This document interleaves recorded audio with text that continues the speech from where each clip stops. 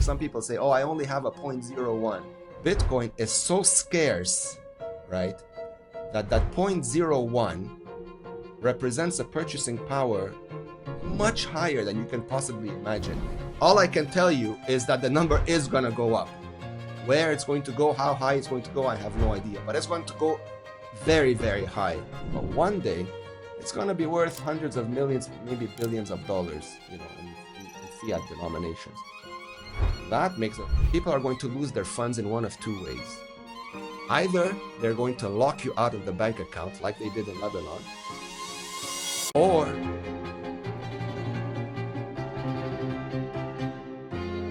Mr. Tony Yazbeck, thank you so much for joining me here today and being a playable character in a sea of non-playable characters. Thank you, sir.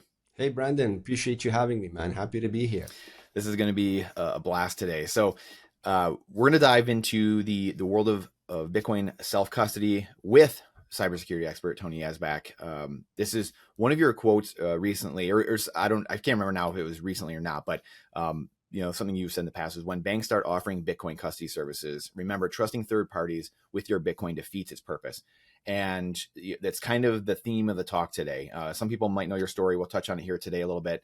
Losing things in collapses, trusting banks. What happens when we do that? This is what you guys do at the Bitcoin way. And now we're seeing it with the repeal of SAB 121. We're seeing all these things happening and ETFs and all.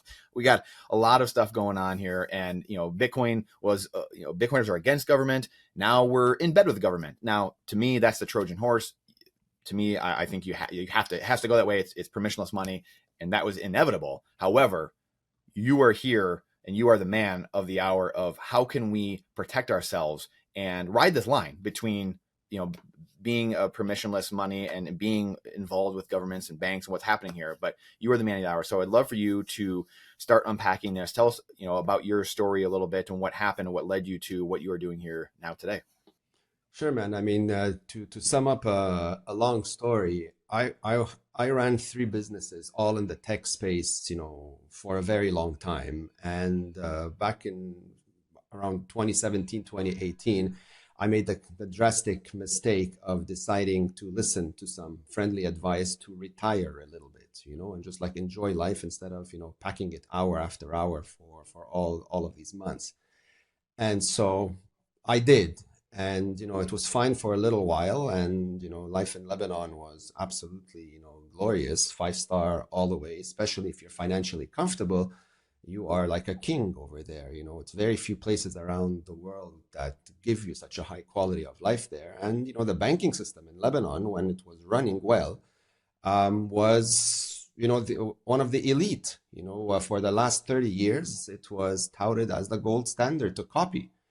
And then one day, literally overnight, went to bed, woke up the next morning with a homeless sign on my forehead. Why? Because it was announced that banks had seized everybody's accounts.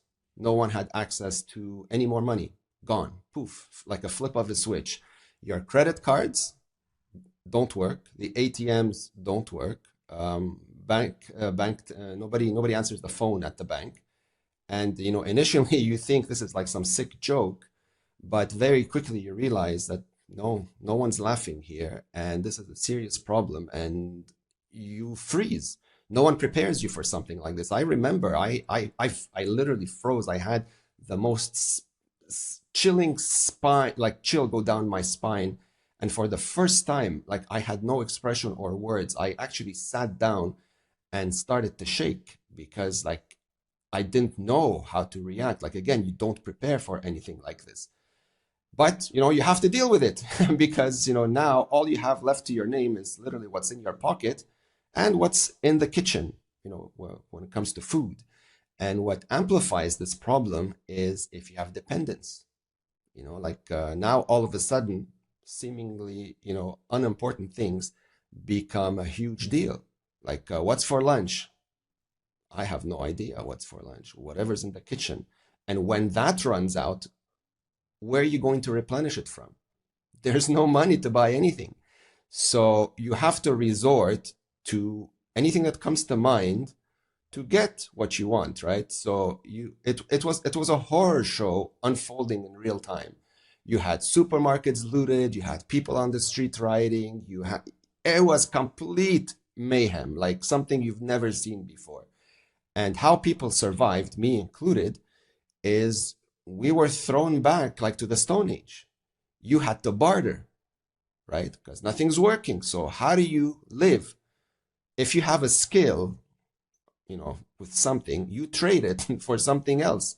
So barbers, for example, were giving out free haircuts for someone who had like a farm or a garden. So you'd get, like 6 tomatoes for a haircut, or things of that sort. So you'd have to trade, some of your skills and value for something else that you need. And that put a lot of people in very dire situations, but not everybody has a skill to offer, right? So a lot of people were doing things they didn't necessarily want to do, but when you're given no choice, beggars can't be choosers at that point. And of course, if that wasn't bad enough, situations like this always give rise to the worst of the worst. You had gangs now all of a sudden that surfaced and were placing their foot on certain territories, trying to take over because what else are they going to do? Their skill is crime, killing and stealing. And so if you were at the wrong place at the wrong time and you didn't know how to defend yourself, you'd be finished. And the painful part is that sometimes it would happen from someone that right? Not because they're a bad person, because they have no choice. They're not thinking rationally anymore. They've literally gone insane. Yeah. And so that was the gist of it. The banks, that was the lesson that I learned. So after surviving this for many weeks, I decided to look for answers, and that's what took me down the rabbit hole to understand that the money that we were told we have to work day and night for, save in a bank in order to live happily ever after, that is a complete lie. That is concoction. That is complete bullshit. There's zero truth to it. But unfortunately, 99% of the world still believe that Kool-Aid because they haven't been subjected to what I just described.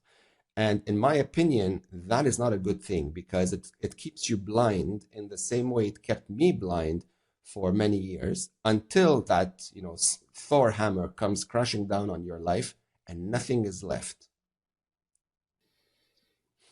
Absolutely. So, yeah. Absolutely remarkable. That's, boy, oh boy. That it makes me think of what we were just talking about, offline of, most people, 99% of people trust banks. They trust the banks to hold their money. And little did people even know that once you give it to the bank, you now enter that private money lender relationship. Like you are the lender and they're the investor and it's not your money anymore. And that's literally the worst thing you can do. Absolutely.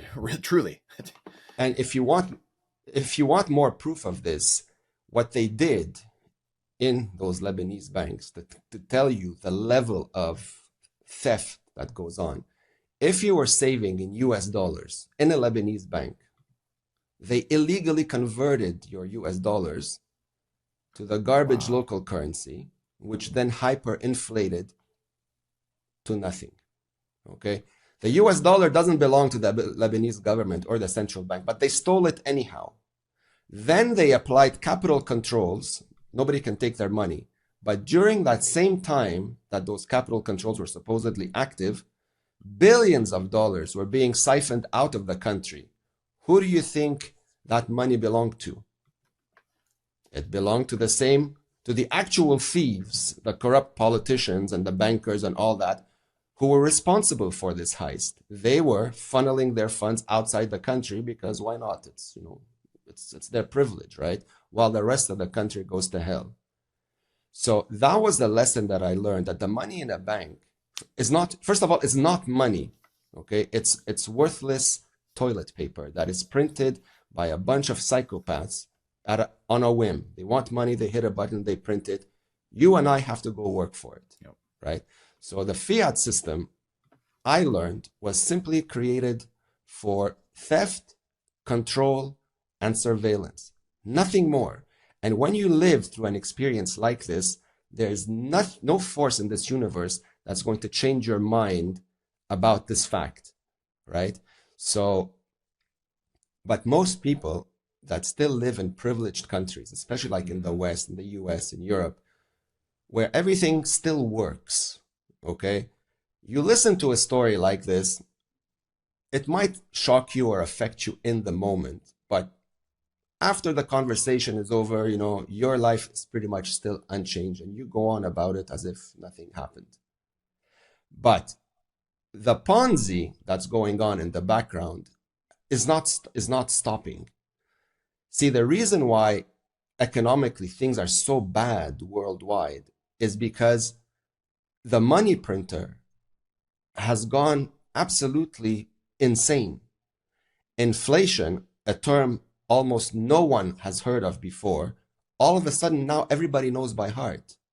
When they walk into a supermarket and prices are like absolutely ridiculous, it's inflation. Who's causing this inflation? If you listen to the mainstream media and politicians, it's the greedy companies.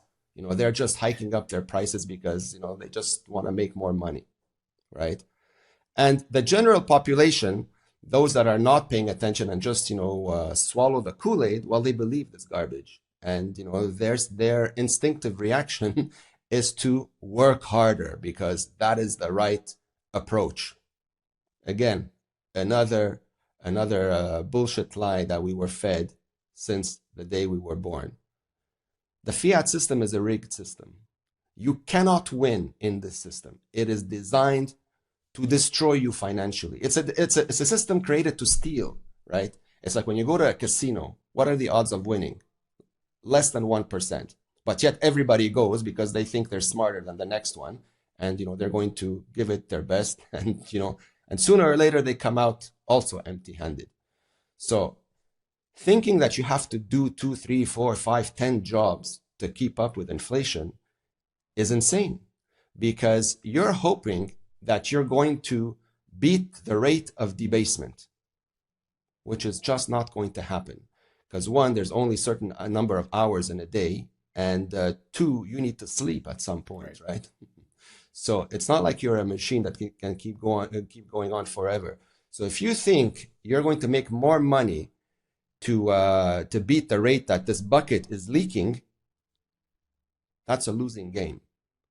There is no winning within this system. And that is the message that still 97% of the world population still don't understand, because the educational system doesn't teach it, doesn't even come close to hinting at this. Nobody knows about this. If people understood that central banking and the fiat system was a scam, like I'm telling you, there'd be like a revolution everywhere in the next 5 minutes. But when everybody is kept ignorant, right, and distracted, more importantly, well, the problem keeps getting pushed away rather than, bringing the attention to the truth. And so I discovered this painful truth almost a year after like a very dark period of depression, debating, whether life was even worth living. And, then one day, I stumbled across an Andreas Antonopoulos video about Bitcoin, and somehow, sort of like this glimmer of hope came back into my life. But, I didn't want to set myself up for even more disappointment. So I had to research it myself. Given my background, I tried to blow it up and make sure, it was really everything that I read it was. And of course I failed because, who am I to try to destroy Bitcoin? But in the moment, it does sound too good to be true, which is something that a lot of folks also mention. It's no way. There's no way there's something this good. They're going to shut it down. They're going to steal it. They're going to control it, blah, blah, the same thing. Same thoughts that went through into my head. All it takes is for a few hours of research to understand that this is not possible. Okay. Bitcoin comes from the world of tech. It is peer-to-peer electronic cash. If you know anything about technology, you understand that peer-to-peer cannot be stopped. It's almost as absurd as saying, I'm going to stop the sun from shining or the wind from blowing. It's just not going to happen. And over the last 16 years, many governments with all of their infinite resources have tried to destroy Bitcoin. They failed spectacularly. Fast forward to today with, the exponential decentralization that Bitcoin has continued to uh, to improve on, that's impossible. So much so that now, instead of attacking it, they're adopting it, and now they're FOMOing into it. Game theory in full motion. So you that last minute or two, I mean, all of it is amazing. Now that's going to perfectly segue into a few of the questions I want to ask you. And so you set that up beautifully. What was that moment? So this collapse, in your home country, obviously in Lebanon, happens. Everything, you're questioning everything in life. Where does Bitcoin come into this story? Like, how does this idea, this discovery of Bitcoin, how does this radically transform your life? How did that come about? How did you find it? Is it just the video, the Andreas video? And then once you found it, what was that? Did you have the epiphany right away? Or like you said, you're trying to kind of attack a little bit? Like, what does that maturation look like? When was that? And what was that maturation look like of you going down the Bitcoin rabbit hole? Yeah, man, this happened almost all at once. When I found out what happened, how the bank stole the money and all that, after a little bit of research, I understood who was responsible for this. And I understood that this is just how the system was rigged.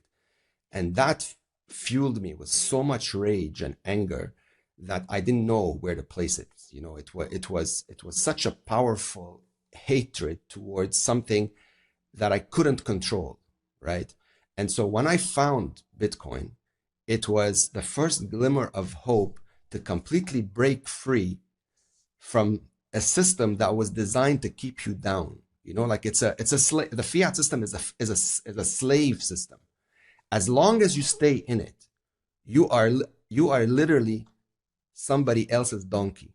You don't have control over your money. It's not your money. It's not even money to begin with. And you have to ask permission to use it. I'm not the type of person that asks permission from anyone. Okay, this is just not my personality. And so when I found out that I've been lied to my entire life, I was so angry. I needed to find a solution. Thankfully, I found Bitcoin. Because honestly, if that wasn't created back in 2008, 2009, I don't know what kind of conversation, or even if we'd have a conversation today about this. So Bitcoin is a response to exit from the shackles of those that absolutely hate you. The people who created the fiat system don't care about you. Absolutely not. What they care about is power, control, and surveillance, and to make sure they stay on top while you stay under their foot, under their whims and narratives, whatever those may be. Bitcoin offers you the chance to give those guys the finger and to tell them, I'm out, in a way where they cannot touch your money anymore. Bitcoin is permissionless, trustless. You can do with it whatever the hell you want. Nobody can control it. Nobody can manipulate it. Nobody can regulate it. Nobody can create it out of thin air. All they can do is use it. And it's yours. It's the only bearer asset the universe has ever seen that you can actually own 100%. Nothing else in this universe belongs to you. That's another thing that I learned the hard way. Not your house, not your car. Nothing you think is yours. Why? Because they can, write up another piece of paper, change the rules, boom, it's gone. And if you resist, well, they'll send men to your front door. And unless you've got a bigger army than that, than the one that's coming to visit you, you're going to have a problem. So you either give up or you get thrown in jail. Pick your poison.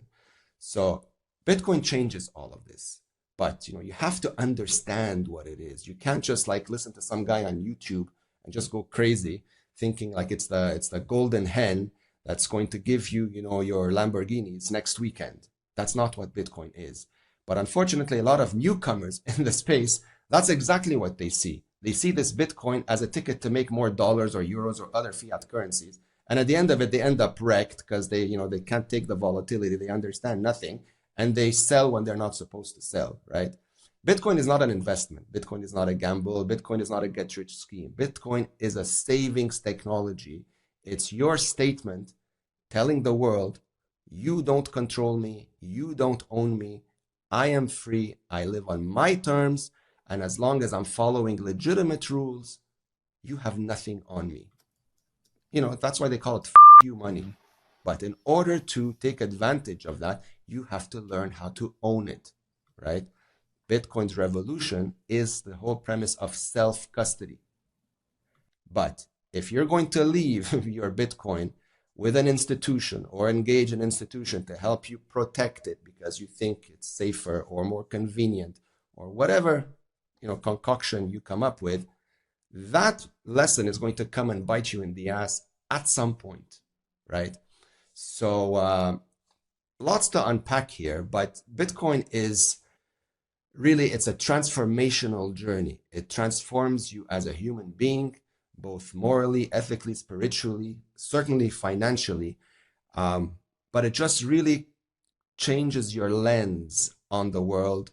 That rabbit hole is full of, oh my gosh, what the hell have I been doing all these years? Completely asleep at the wheel like a complete moron. That is what Bitcoin does to you once you spend enough time studying it, because it just uncovers so many truths about so many things that it upgrades you as a human being.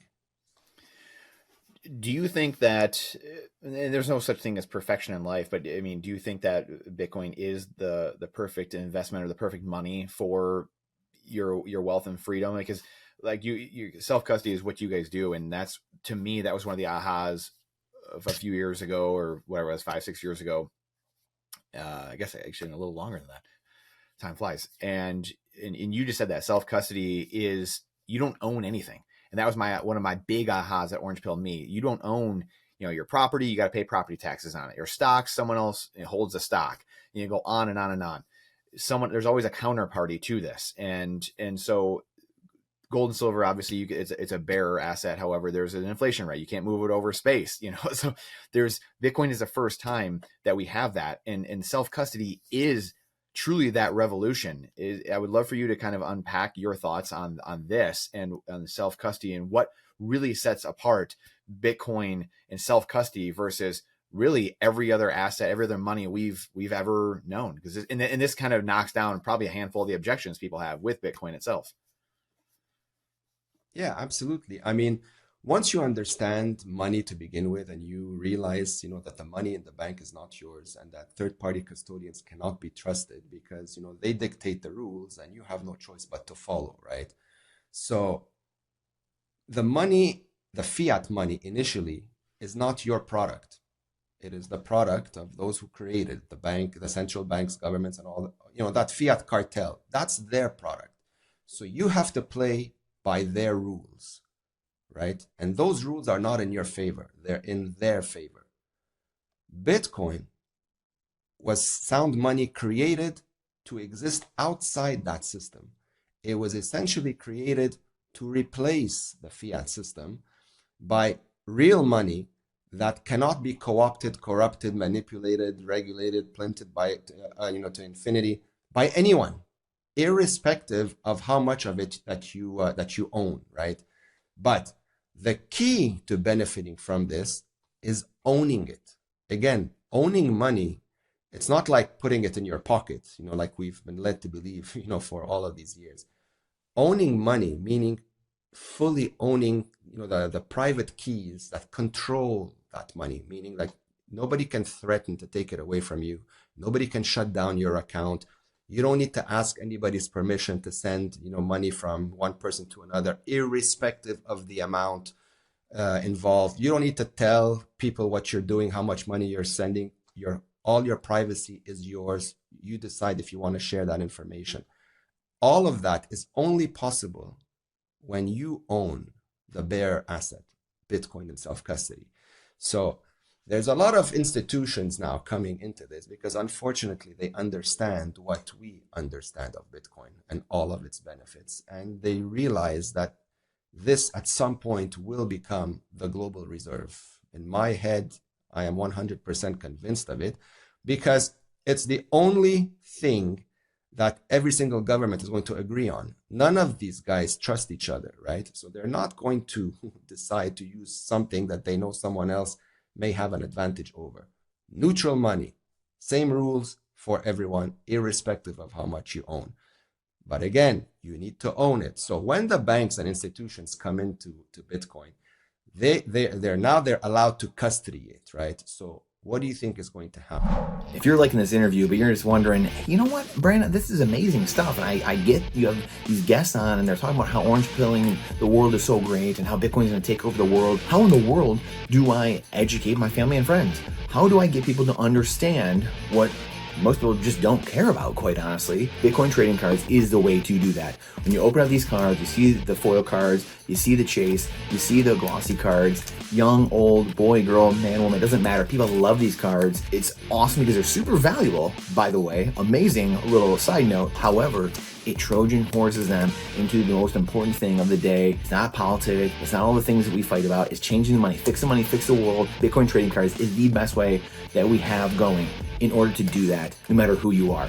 You're going to love them. Playable Characters 10 for 10% off at checkout. Playable Characters 10 off at checkout. btc-tc.com. You're going to absolutely love these things. Now back to the show. They're going to start offering incentives and services to come leave your Bitcoin at the bank or at the institution for whatever perk that they're going to give you. A lot of people, unfortunately, are going to get suckered by this because, it's just a progression of things. Okay, we had money in the bank. Now we have Bitcoin in the bank. That's just how it is. It's like different form of money. They don't understand that, first of all, you're leaving worthless paper for actual money. And they don't understand that if it's still with somebody under somebody else's control, it's not yours. Your name may be on the account, but if that institution doesn't like you for whatever reason, or you don't obey whatever narrative they spit out at you, or whatever emergency crisis they create one day, well then, click, there goes your Bitcoin, right? So a lot of these services are marketed to take advantage of the ignorance and fears of individuals. It keeps people doubting themselves. What do you want to break your head for? Learn self-custody. You don't have a computer background. You're too much of an idiot. It's not for you. Let us do it. We won't charge you much. Your money is safe with us. That's the message, right? And so that is the lie that I'm hoping more people are going to start ignoring, because one, no one's too stupid to learn the rules around self-custody. It's not rocket science. And two, the amount of power and control that Bitcoin in self-custody gives you over your life is an indescribable feeling that once experienced, no force in the universe will make you give it up. It's incredible. It's powerful. I would love for you to touch on, what are your thoughts on a 6102 attack? I mean, that's inevitably when we're going this route, that's a risk that's been done. Well, it's a risk because it's happened in the United States before. I guess that's why it is a risk. So we have precedent for that. What do you think the feasibility of that is when governments are really truly realizing, oh, we need to hoard Bitcoin? And like you mentioned earlier, they're already on that guide slope. I mean, we're already going that way. I mean, we have the SBR here in America, and that hit the desk of every king, dictator, despot in the world. So, and I just talked to Samson Mao the other day, and he said, oh yeah, you better believe that nations are going to be doing this exact thing now. It's happening behind the scenes. I'm talking to a bunch of nations, but also it's now going to speed up even more once the Bitcoin plan really comes to fruition here in America, whatever it ends up being. Then things will really start speeding up here. So what are your thoughts on a 6102 eventually when government doesn't like what we're doing 20 years from now or whatever that might be? It's extremely easy. All the Bitcoin that's currently custodied with institutions is like a sitting duck. Mm-hmm. Like you remember Napster a long time ago with the music file sharing? How long did it take to shut it down? Yeah, that's a great point. It took like 15 minutes, right? So what would make that, like a Coinbase, for example, by a hostile government, any different? They shut it down in 15 minutes, and all the Bitcoin that's there that belongs to, all these folks that think it's safe there, now all of a sudden it's gone. They don't have to call you. They don't have to send you a message. They don't have to do anything. They just go to the location and shut it down. And Brian Armstrong's already said as much. That is the risk. And that's just with any custodian, not just like we're using Coinbase as an example, but any custodian of Bitcoin is an easy target. First of all of these custodians today, because they still have a leg in the legacy system, have to KYC you, the know your customer. So before you even work with them, they need to know everything about you, your ID, your passport, your driver's license, your color of your underwear, whatever it is that they ask you, all of it, right? So that's already a red flag. But for so many people, they don't see it as such because, well, that's just how it is. Like you go to the bank, they ask you all these questions, you answer them, and then it's okay, right? No, it's not okay, because this has been sold as, a scheme for your protection in case of fraud and money laundering and terrorism and blah, blah, and all that, right? Has nothing to do with any of that. Nobody gives a shit about you. This is all about control and surveillance and keeping you under somebody's foot, right? So when you sign up with a custodian that still has a foot in the fiat world, they have to KYC you because it's not their rules. They have to play by these rules, right? So all your info is with them.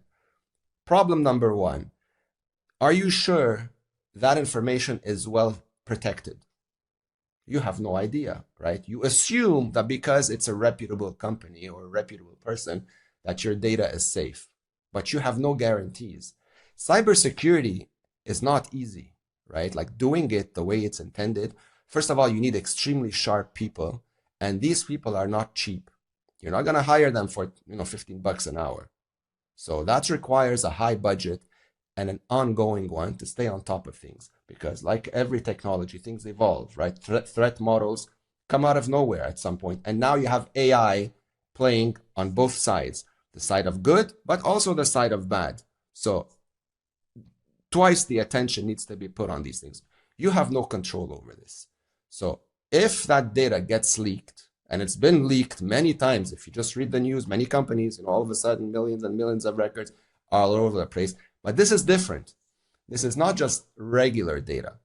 This is data about folks holding the world's most valuable asset. Today it's worth whatever, 82,000 for the time of this recording. But one day it's going to be worth hundreds of millions, maybe billions of dollars, in fiat denominations. That makes it a lot sexier all of a sudden, right?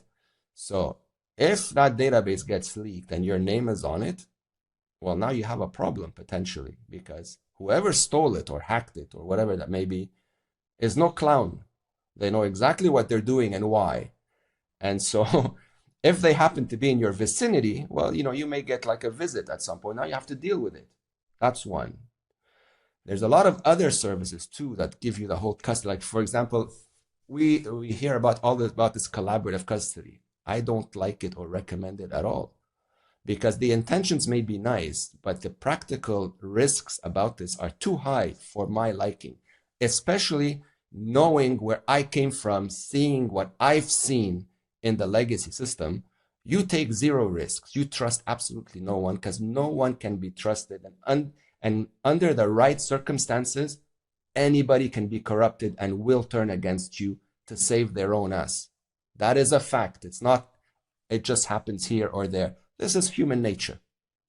So you need to look out for yourself. And the only person you can genuinely trust is yourself. Who else are you going to trust? You're going to trust some stranger in a company? Of course not.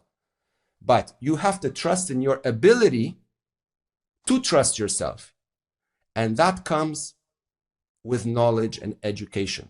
Again, it's not rocket science. You just have to open your mind and understand that we are living in a new era now. Things are different. And this is the way the world is headed. So you can either go left and take control over it and preserve your freedom, or you can go right and continue to live a life dictated by the whims of others, right? So this is where self-custody becomes very, very, very important. You don't want to trust third-party custodians. They will come and they will incentivize you with anything possible. BlackRock doesn't care if they sell you Bitcoin for $50 million or $100 million or even $1 billion. They don't care because they know money people are going to go, oh my God, I'm a billionaire now. And they're going to be suckered into giving up the asset that actually has value for a monopoly number that's worth nothing. Don't fall for it. So, but to get to that level of understanding and conviction, you have to study money, first of all, and you have to understand Bitcoin and that it's not funny money. It's not for cypherpunks. It's not for criminals and terrorists. It's for 8 billion regular people like you and me that for the first time ever have a way of preserving their time and energy in a way that they control, not somebody else controls. That is the key here. Self-custody 100%. I could not agree more, Tony. I could not agree more. The one thing that I think that I was talking to you offline about being part of the 3%, and the Revolutionary War here in America was generally a couple percent of people. Most people were apathetic. They didn't care. They were like, hey, I'm fine with the king. I'm fine with being told what to do. And it largely feels that way now today. Humans, I don't think, have changed too much. And it feels like there's going to be a couple percent of people that drag everyone else across the finish line. And one of the self-custody part of this is what comes up is, well, people always want that 1-800 number. You know, can individuals really be empowered enough? And can we relearn accountability, responsibility, merit? Can we relearn all these things? And in time, before we go to a CBDC and have, global, slavery coin by our government overlords, and will Bitcoin outrun, and can we outpace and out educate that and have true freedom? Will we earn it? Do we deserve it?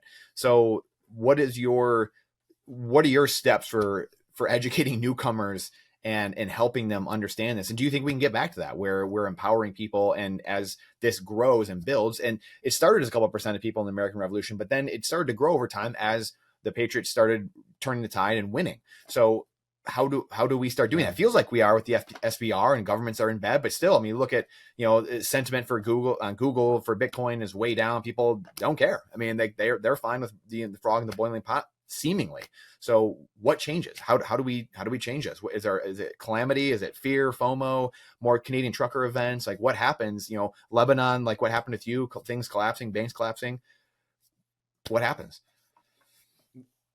It's going to take a little bit of time, unfortunately. It's not going to happen as fast as, perhaps you and I would like to see it, because, human nature is what it is. And as I told you offline, a lot of people still live a life of, financial privilege.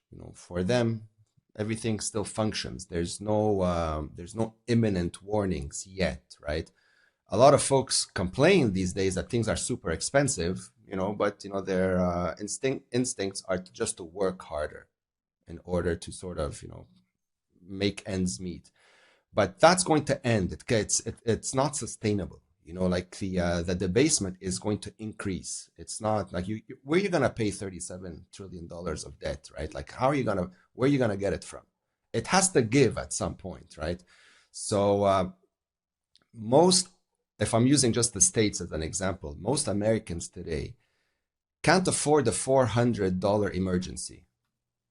Yep. Like that's for me, that's painfully unforgivable. Like, how can someone not be able to afford a 400? Like, first of all, what can you possibly buy for $400 today that qualifies as an emergency? Nothing, right? But a $400 emergency will destroy most people in the United States today. They can't do it. How are you going to fix this problem? Is it by, trying to do 17 jobs? The system is broken. There's no fix from within the system. It must be replaced completely. And as long as people still, like vote for one side over the other, or try to, measure their wealth in a failing currency, all you're doing is just keeping that system alive. the way to fix this problem is to opt out. But most people will not opt out because they don't understand what that means. Like they think you're crazy when you're trying to explain this to them. So I think, unfortunately, things have to get exponentially worse for people to start focusing on conversations that make more sense along those lines. There's tons of people in the Bitcoin space that are offering tremendous value. A lot of them, they talk macro all day long, which is fine. But most people don't understand any of it, right? And some of them just don't care. Like it's just, it's like it's just noise. It's nothing that makes sense to them. It's nothing that attracts them. It's nothing that entices them to sit there and listen to it for hours and hours on end. Even I can't listen to macro for too long. With everything that I know about Bitcoin, after a while, I'm like, okay, man, that's enough. It's like, I need a drink. So, but you need to talk to people, to meet them where they are, to give them a conversation that they can relate to. So when we meet folks, we ask them, all right, what's your situation? Like, where are you at? What's the problem? What are your complaints? And we sort of like tailor the conversations to sort of meet them at that stage and take things, like bit by bit. You cannot cram the thousands of hours that we've studied in Bitcoin into someone you've just met. It's never going to happen. So it literally is baby steps. But all of this world, all of Bitcoin, comes from the world of tech and cybersecurity to a large extent. And most folks are nowhere near that space. What I decided to do when I, made the decision to get back up on my feet, I'm like, all right. They tried to kill me, like they tried to destroy me. They failed. Instead, they weaponized me, right, into a tool of education. I'm like, if I'm going to beat these assholes, I need an army. And the army that I need is an army of intellectuals, of smart people that understand what's going on and that are going to opt out. And when enough people do that, the system fails on its own, peacefully, right? No violence, not a single bullet fired. None of that is required. All you need is enough people to exit, not look back, hold it in self-custody. Again, that is the key. And use Bitcoin as money, not just a store of value, right? It's money. And completely ignore the fiat world. And watch the parallel circular economies start to grow, right? And at some point, it's going to grow so much that those living in that world or that know about it will no longer like realize that the fiat system is still around, and it doesn't have to be 100%. It just has to grow, I think maybe around 10% of global adoption in Bitcoin, people just living and transacting on it. And nobody will give a shit about the fiat system anymore. Because those that are still stuck in it, there'll be too much going on, like too much green grass that's, within their view, that they're going to wonder, like, what are these guys doing? Like, how come nobody's complaining on that side? Like, I want to be like them. How do I get there? And that's when I think you start seeing that suddenly, that hyper Bitcoinization, things going completely bananas on that front, where the masses FOMO into this, out of nowhere. Like the collapse of Lebanon. Do you know how that took place? No. Things were very bad for a very long time. But you know what that trigger was? It was one afternoon, one of these idiot politicians decided it was a good idea to tax WhatsApp conversations. Okay, like, would that idea even come to your head? Like, who thinks about that? So that moronic comment brought the entire population onto the streets, causing the collapse of the entire country literally within days. But you see, like, it didn't take something so sophisticated. It took a moron to say something stupid and everything fell apart. I think something like this will happen to cause that dam to finally break and have those who aren't paying attention come to it. I've always said it in previous podcasts. People are going to lose their funds in one of two ways. Either they're going to lock you out of the bank account like they did in Lebanon, or they're going to give you a haircut like they're planning on doing in Europe now, where they want to take $10 trillion worth of private citizens' assets, because why not? Who cares about your savings? You can, go to hell. Vanderlyn and Lagarde are saying, they're going to take your money, right? Yeah, bail in. Exactly. So if that goes through, if you're an EU citizen with money in, whatever you want to call it, in that bank, you can expect at minimum a 50% buzz cut on whatever you have there, okay? Or a combination of two of them. Or they seize your money and convert it to a central bank digital currency under the guise of some sort of cyber attack. They're gonna come up, they have to come up with some sort of concoction, because they're not going to willingly give up power. Like, there's no government in the world that loves Bitcoin. Like, that fairy tale, people need to get it out of your heads. Sure, you have some people that, are more friendly to it, but I can promise you nobody likes it, because, it wasn't designed for politics. Bitcoin is the separation of money and state. It's not, let's play along nicely with the state and let them keep the control that they have. No, it's there to completely strip it. And what government and politician wants to find themselves rendered, neutered, and irrelevant? Not a single one, right? So you have to be very careful, when you see all these people, hyping up politicians, and because, they're talking about Bitcoin now, all of a sudden they're the good guys. These are the same mistakes that have been done over many decades. And then things are good until they're not good, but by then it's too late. So people need to remain focused. People need to learn, like, the truth about many things, primarily money, to understand that if it's not yours in your control, it's not money, and you don't own it or control it or have any say in it. What you just made me think of a handful of questions I want to get you here with. Really quickly though, what is your take on some of the security breaches? You real quick, because this is kind of aside. It's similar, but not really. I mean, Ethereum exchanges and all this stuff. And this is kind of what you're alluding to, obviously, of whether it's banks, whether it's nation states, whether it's exchanges, Coinbase. We've talked about, with Ethereum, with Bybit, like whatever people are doing out there. Is this not the essence of what you have been saying and what you preach and what your business is about? Like, you don't own these things. If this is happening and you have it over Absolutely. Here, you got to have the keys to your Bitcoin. Is that what you're?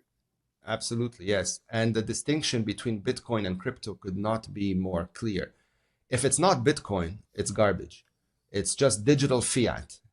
And, how you can tell, if there's a human being or a company behind it, it's going to zero. Stay away from it. It's a pure, unless you're feeling really lucky and you want to gamble and like try your luck, maybe you make some, whatever you want to call it, but most of the time you're going to get wrecked, because all of these cryptos are all rug pulls. They're all scams, right? So there's only Bitcoin, because you cannot trust human beings. That's fundamentally what it comes down to. With Bitcoin, you don't need to trust anyone. It's powered by energy, proof of work. You cannot corrupt it. Anything else, anything can go wrong, right? So we try to push that education heavily. And we're very OCD about the structure of self-custody, like what that looks like. We're not flippant about how we do self-custody. Think of us as like the most OCD team out there. Like, if there's a 0.01% improvement to a configuration, we will do it. Even if that's fine-tuned thing happens every half an hour. I'm the type of person that will continuously do it and pump out the recommendations for people to follow. because this is generational wealth. The universe has never seen anything like this and will never see anything like this anytime soon, right? And so if you don't want to lose it, you need to do your homework. And learning the tech is easy. Don't believe the hype that this is like mission impossible just because, you suck on a computer. You can learn. If you're driving or doing, something along those lines, that's already a million times more complicated than learning a few steps to control your money. It's up here. Like the shift needs to happen in your head. And once that clicks, I can promise you there's no unclicking it. Like once Bitcoin resonates and you understand what it is, that it's truly the only freedom money that has value, you will never, ever go back to anything else. It's the first time we have a store of value, a medium of exchange, and a unit of account all in one asset. Like where have we seen that before? It's unheard of. So whoever Satoshi Nakamoto was, that's why there's a lot of spiritual talk about him, that he's a gift from God. Well, I mean, you can sort of like understand why people would say that, because without this option, the world would literally be completely screwed. And COVID was the perfect example of this. Like, can you imagine they locked up the entire world like a bunch of dogs at home? Like, in what sick movie would you have believed it had you not lived it? Mm-hmm. Right? So, what kind of world do you want to live in where these things are possible? And these things will always be possible as long as a bunch of psychopaths control the money. Because if you've got an infinite money printer, you can do whatever you want. You're God. You're literally God. You can do whatever you want. So to put an end to this bullshit, you've got to strip the power of money from every living soul. So how do you do it? Well, Bitcoin. Because that is the only that's the only play we have. There's no other play. Like you can try to like venture out into some of the other cryptos and all that. You'll find nothing. It's not gold. It's not silver. It's not real estate. None of that stuff is pure. Right? So we crazy times, man. It's crazy times. A lot to unpack, but it's almost biblical times that we're living through. I couldn't agree more. And yeah, and we're like, if we're having this conversation, and I tell this to every customer that I work with, I'm like, if you're here, talking to me, consider yourself part of the chosen ones, because not like most of the world has no clue what is actually going on. And the worst part is that they're clueless that they're clueless. Mm-hmm. As funny as that sounds, but that's the reality. And if you try to explain it to them, they think you're on drugs or you just landed from Jupiter.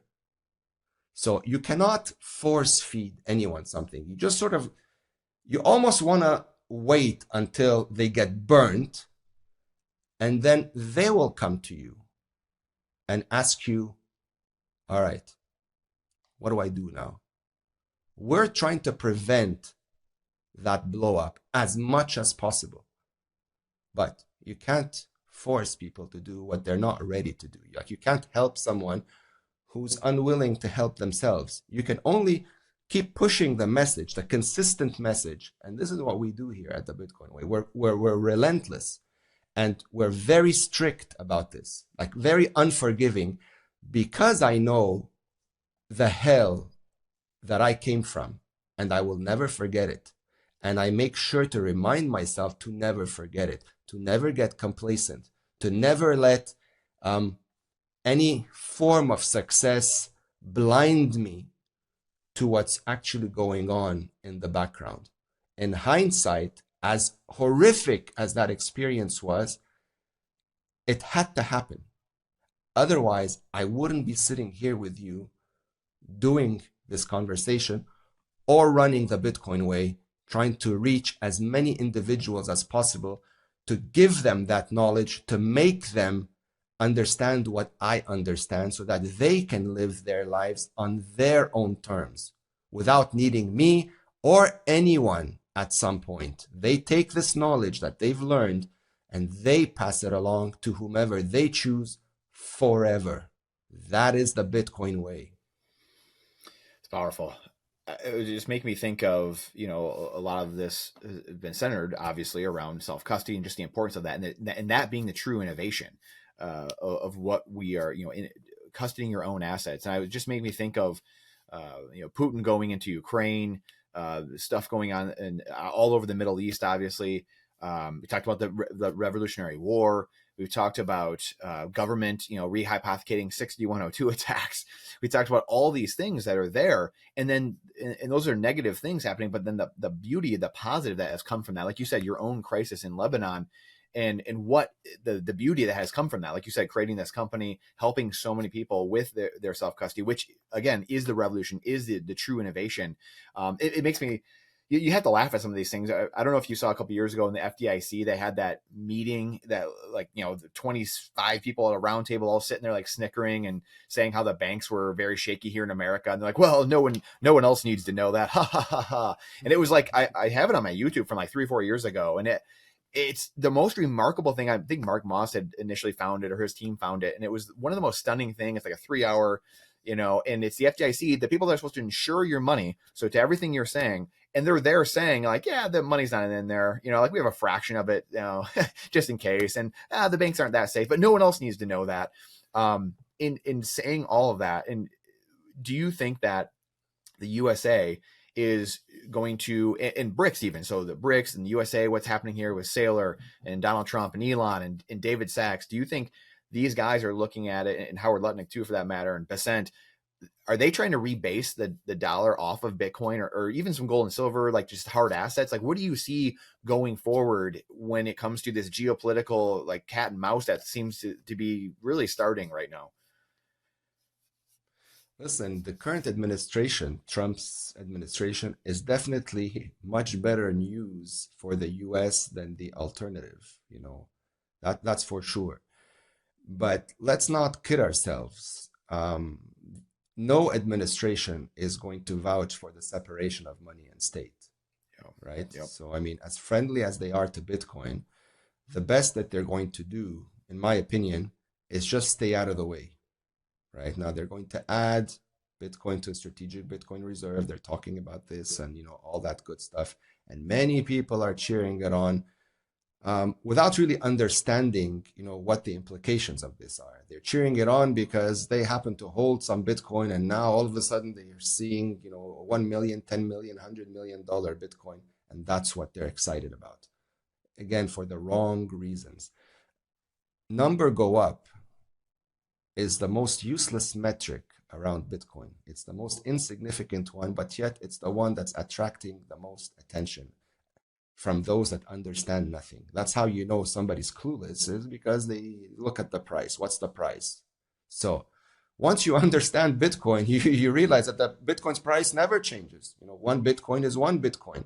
It's not Bitcoin that's volatile. It's people that are volatile. It's the fiat currency that's worthless. That's the volatile thing. One BTC is one BTC. So am I bullish about the administration?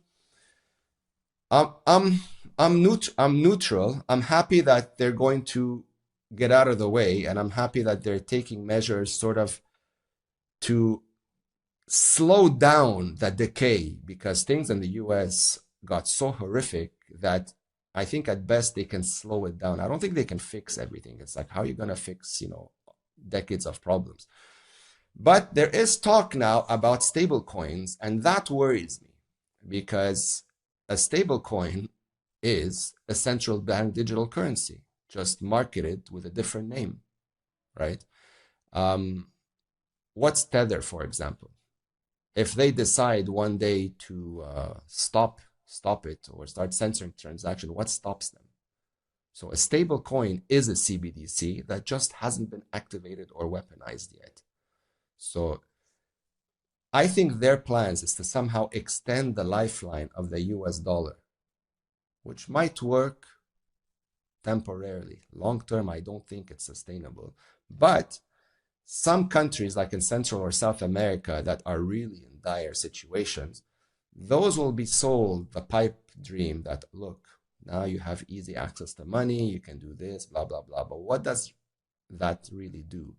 Again, it keeps them dependent on someone else. Whereas Bitcoin was created to destroy the shackles from anyone.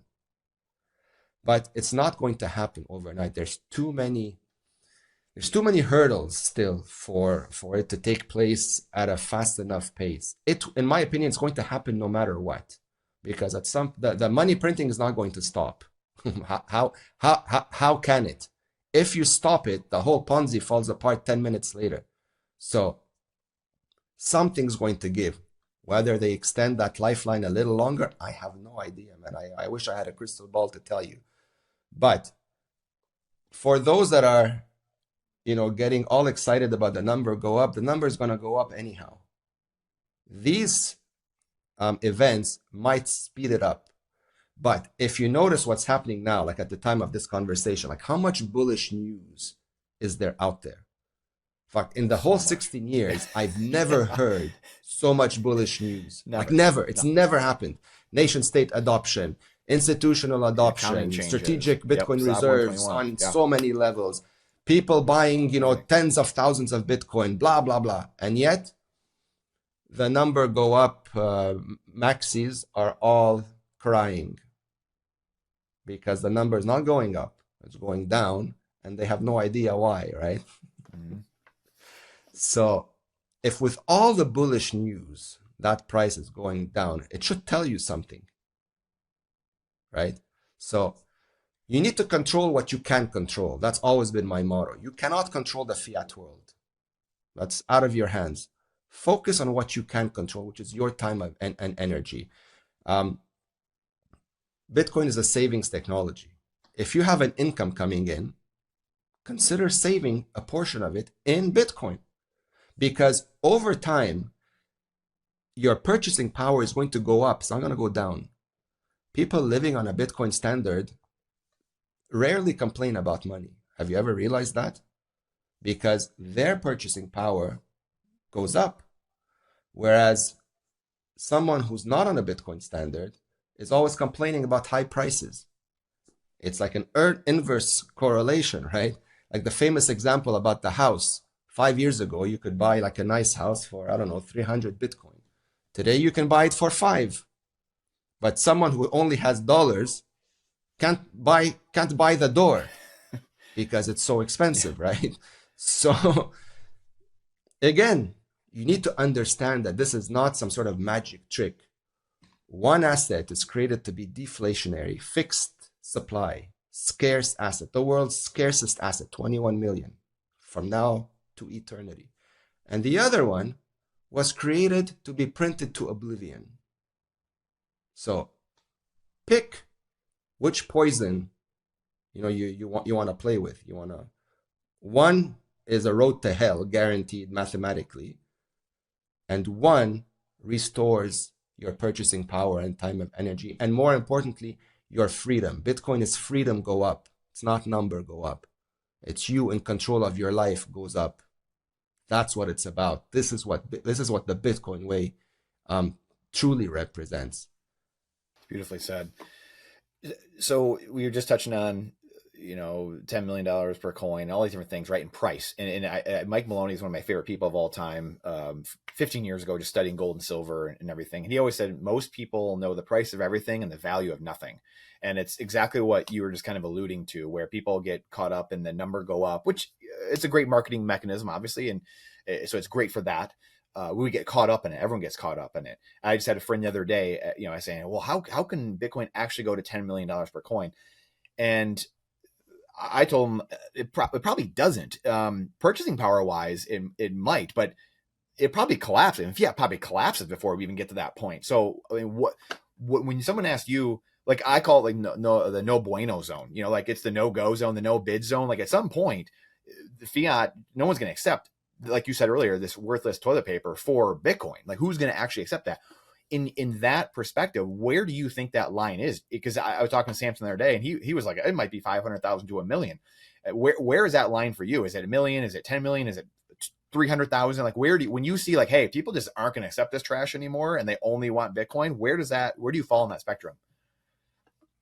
That's a very good question. It's gonna be hard to predict, but I tend to agree with Samson. Maybe a bit even earlier than half a Wow. million, Yeah. because but buying the on-chain Bitcoin, like how most people are doing now, that's going to disappear.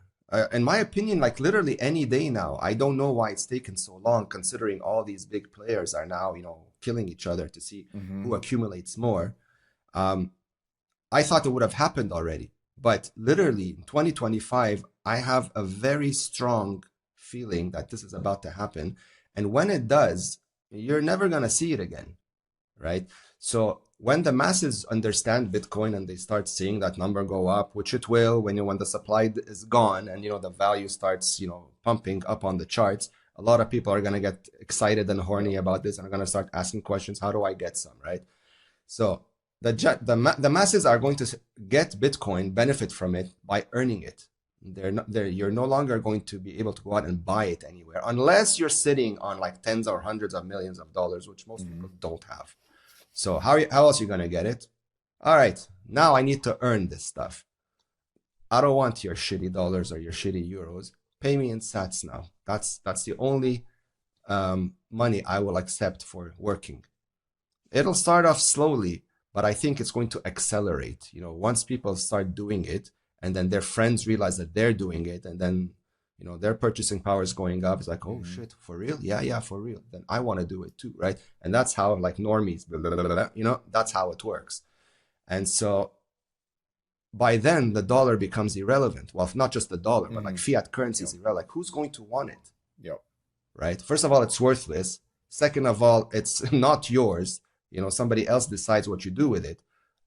Like, you'd have to be mentally ill to want to willingly use that garbage, right? When you have an option not to do it.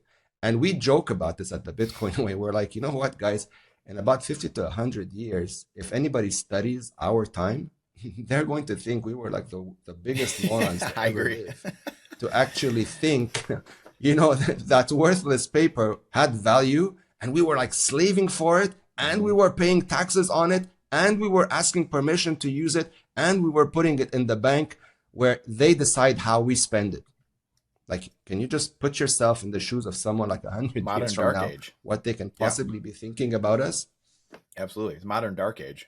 So it's a funny internal joke that we have here, but I'm convinced it will happen. Of course, we won't be around to to laugh at it, but So when that happens, which really, again, like Samson is like, hey, it's going to 1 million this year, and everyone's got their price predictions, right? But it's the whole point. I think what's important again is this collapse of fiat, right? And it's really psychological. I mean, money is a psychological engine, and Bitcoin is a psychological engine. So a couple percent, like you talked about again, the 3% of the patriots and the revolutionary.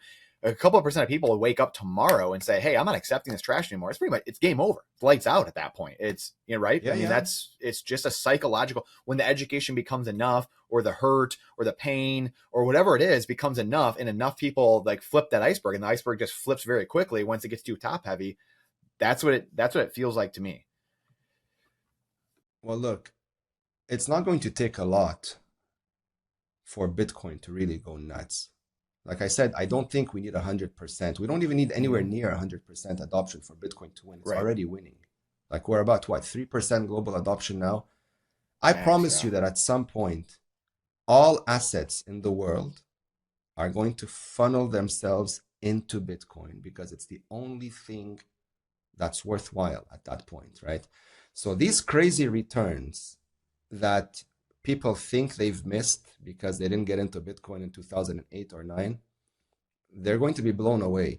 Bitcoin's future is exponentially larger than all the impressive gains it has done in the last 16 years. It's just math. Look at it.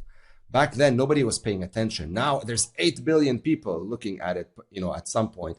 So of course the future is a lot bigger. But at some point, long after we're gone, Bitcoin's not going to have all of these crazy returns anymore because it's going to be the norm, right? It's going to be like the world reserve currency. It's going to be boring. It's like nobody's going to talk about Bitcoin. It's like, who cares? It's like talking about your cable connection that's so fast. Like, who cares, right? But a few years ago, when you had a dial-up modem, when somebody introduced like a fiber connection at home, holy shit, it was the talk of the town, right? Same thing. Now Bitcoin is the new kid on the block. Exponential returns. Once we hit enough adoption, it goes back to being like a nothing burger, like part of normal life. That's what I think is going to happen. And that's when like maybe the real estate, opening a hotel instead of investing the money in Bitcoin, that's when these things become interesting again. Like if I had $10 million now, would I open a hotel or would I invest it in Bitcoin? Agreed. Like, why would I break my head with the hotel and the regulation and the taxes and the employees and, you know, all the headaches that comes with that? Where I can take that money, drop it into Bitcoin in self-custody and just literally do nothing. Yep. Right? It sounds like crazy and too good to be true, but that's exactly what it is. It's an appreciating asset with a finite supply. Its purchasing power has to go up mathematically. So, but the golden days of being able to do this, those are not going to last forever. They're going to, you know, zoom by us much quicker than a lot of people even realize. So those still lingering on zero, thinking, oh, you know, maybe I don't have time for this and blah, blah. I have bad news for you because no one's going to wait around. The world is not going to wait around until you decide that this has value. And one piece of advice I tell everyone, like, forget about what your neighbor and friends are doing. You do you, because no one cares about you more than you will. So do the work and lead by example, like live the life that you want. Staying in the fiat world is not going to give you that life. That I can tell you from experience is a fact. Unless somehow you're still miraculously making so much money that you're still beating the rate of inflation, which 90% of the world is not, sooner or later, even you will not be able to keep up. So there were a lot of billionaires in Lebanon who thought, come on, man, we're like the kings here. They woke up that same morning, instead of seeing, you know, like 10 zeros on their bank account, they saw just one. Oh. Right? And these are like people who thought untouchable. You know, everybody's touchable. Yeah.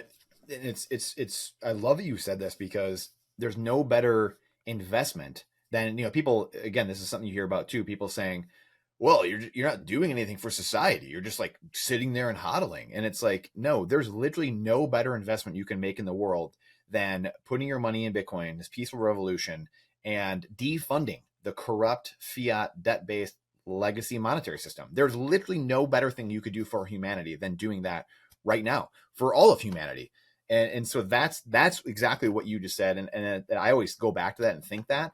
And like you said, how do you know when you go back in? Well, you're making a smart investment in Bitcoin, knowing, hey, we're at this parabola, we're at this great ascent we're about to hit, where like you said, it's going to suck in all these other assets, all the monetary premium. And so you're making a very intelligent, educated decision of, hey, I'm going to defund this old corrupt system that's destroying all of us. And oh, by the way, it's about to go on that ascent, so I'd probably be pretty smart to sit here. And then when I know it'll be safe to go back in is when, like you said, I always think of when 1 Bitcoin or even 0.1 Bitcoin could buy me a 350 unit apartment complex, or it could buy me, you know, you can trade it straight up for this other asset, like you said, where, hey, maybe the cycle is healed because the tenants are paying me back in Bitcoin. That's how I'll know the system is healed, because my tenants, my residents are paying me in Bitcoin. That's hyper Bitcoinization to me. And so, and everyone's got their own way to look at it. But I love that you said that, because it kind of brings you to that whole arc, that whole journey of where we're at now, why we're doing this, and then when will we go back into that world and start rebuilding that world that's been destroyed by fiat? Because real estate as well, you have this world where you're dealing with cities that are broken, they're bankrupt. You're dealing with tenants who are at wit's end. Like you said, most can't afford, unfortunately, a $400 emergency payment. So you now, if you're holding real estate, you're taking all those gambles. You are now gambling on all that and saying, hey, I'm going to try to do this and get by and hope none of this collateral damage hits me. So It's just wild. So I appreciate you letting me go on that rant, because that just, you really hit a chord with me there with they're just really going through that arc. No, you're spot on. And do you realize how many high net worth individuals are liquidating real estate for Bitcoin? Like if we just focus on the US alone, there's so many folks doing this in the US. It's like it'll blow your mind if you actually had the numbers. And what's also happening is that there's a lot of high net worth individuals from the US that are leaving the US, Yeah. even with Trump in as president and as glorified as everything that he's doing. There's a lot of big money that is leaving the United States to other jurisdictions. Why?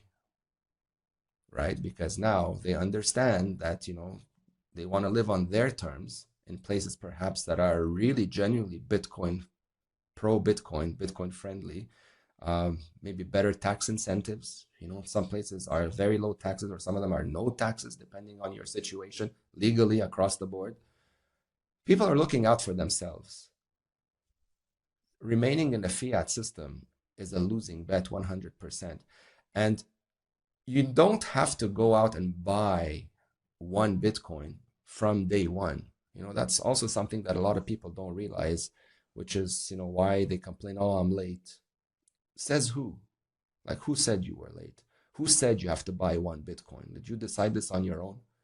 You can, first of all, when you use the word buy, it's not really accurate. What you're really doing is you're upgrading your worthless toilet paper into actual money. That's really what you're doing. So if you start saving Bitcoin, just take an amount that you're comfortable with and do it consistently. It's the consistency that's the key. Like I know folks that started with a 1% allocation 4 years ago. Today, they're at a little over 80%.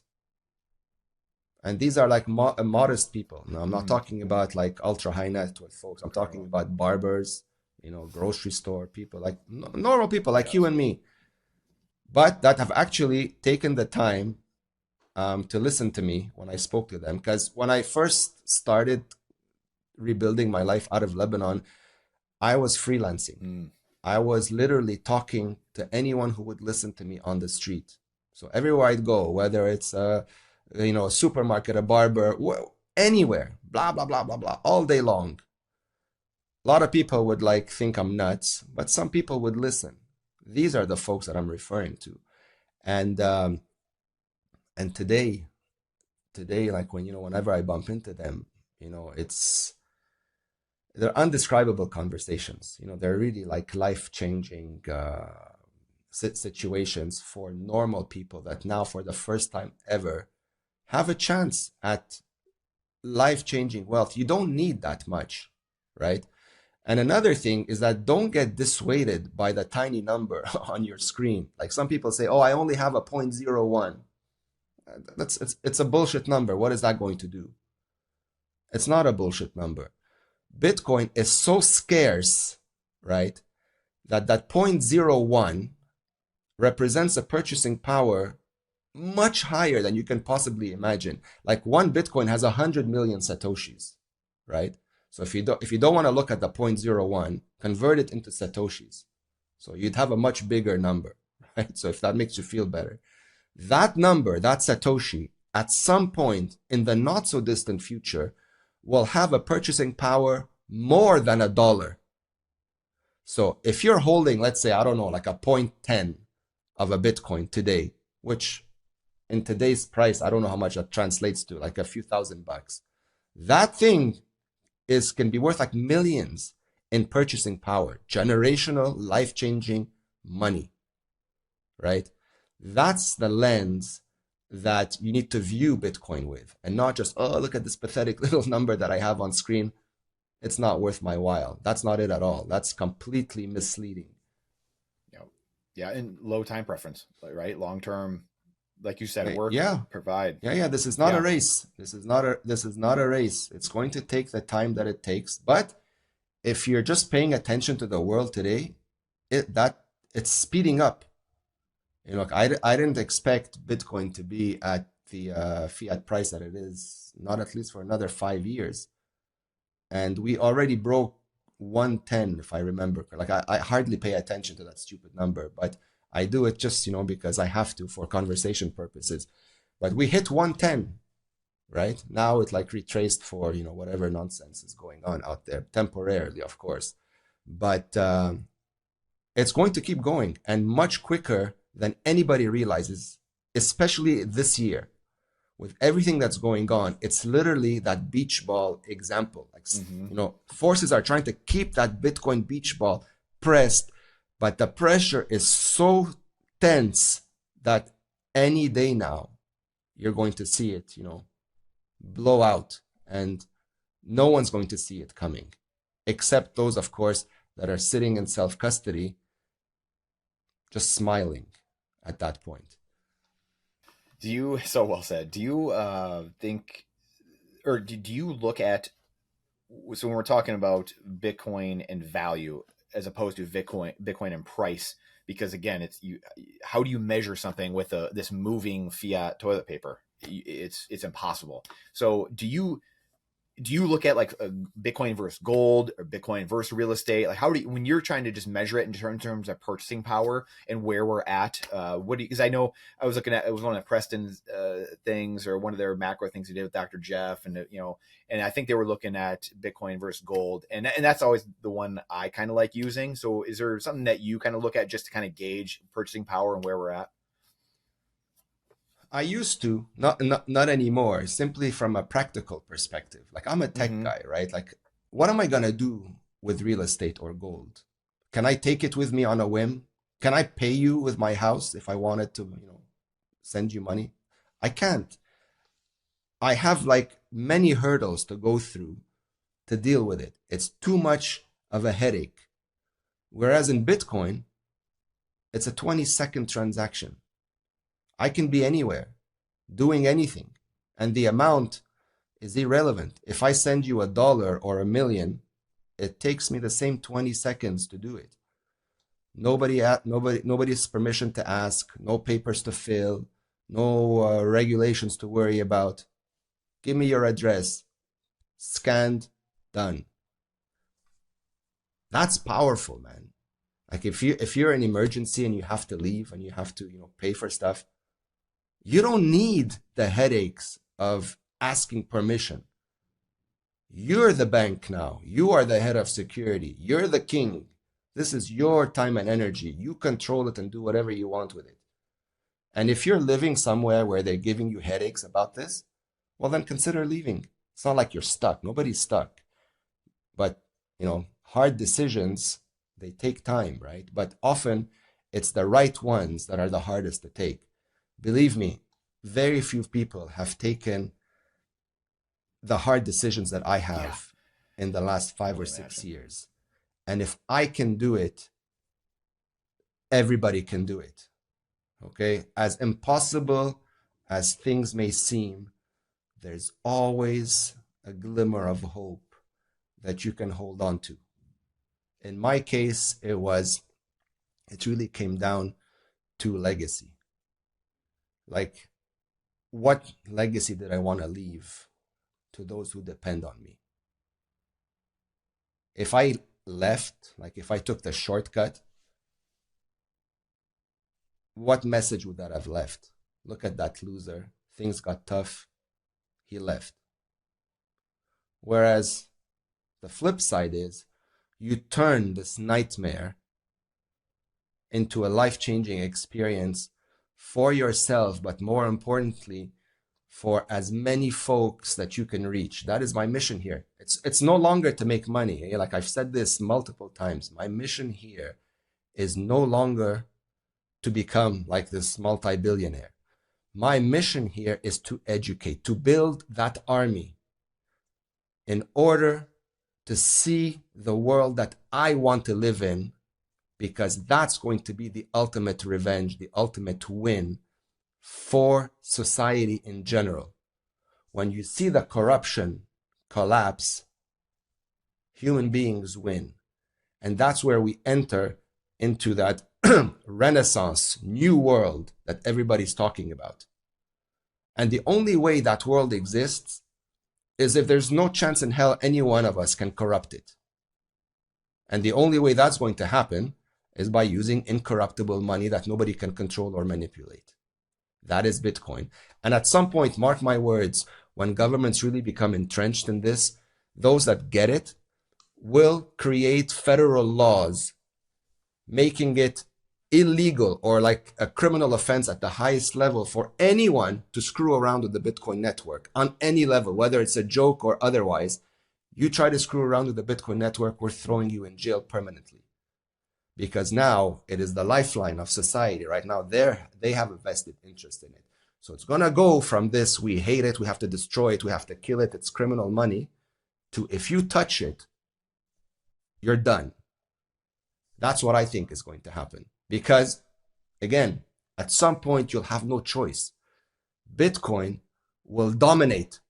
So whether you want to stop it or not, it's a failed effort. Peer-to-peer money. You cannot stop this. If they failed at stopping the file sharing of music and movies and, meaningless files, you think peer-to-peer money is going to be halted somehow? Something that 8 billion people absolutely need. It's not a luxury item. It's a must-have. And when you understand that you can transact with this even without the internet, you know how powerful that is? That is innovation beyond the 7 wonders of the world. For me, it eclipses all of them. This will be the single most, earth-shattering innovation we have ever seen. Incorruptible money. No one can really comprehend the significance of this yet, because we're not catapulted 50 years into the future to see, that glamorous lifestyle where we're going back to the old days. Back in Europe, for example, you see how they used to build beautiful all stuff. of this nice architecture and all, why don't we see this stuff anymore? What happened to it? Mm-hmm. There's no more incentives for it, right?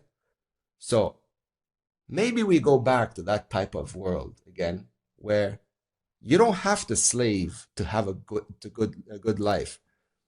You work less, you live better, everybody's healthy, everybody's having big families again. What happened to big families? Most people today don't even have a single child because it's just too expensive. My parents had 8 kids.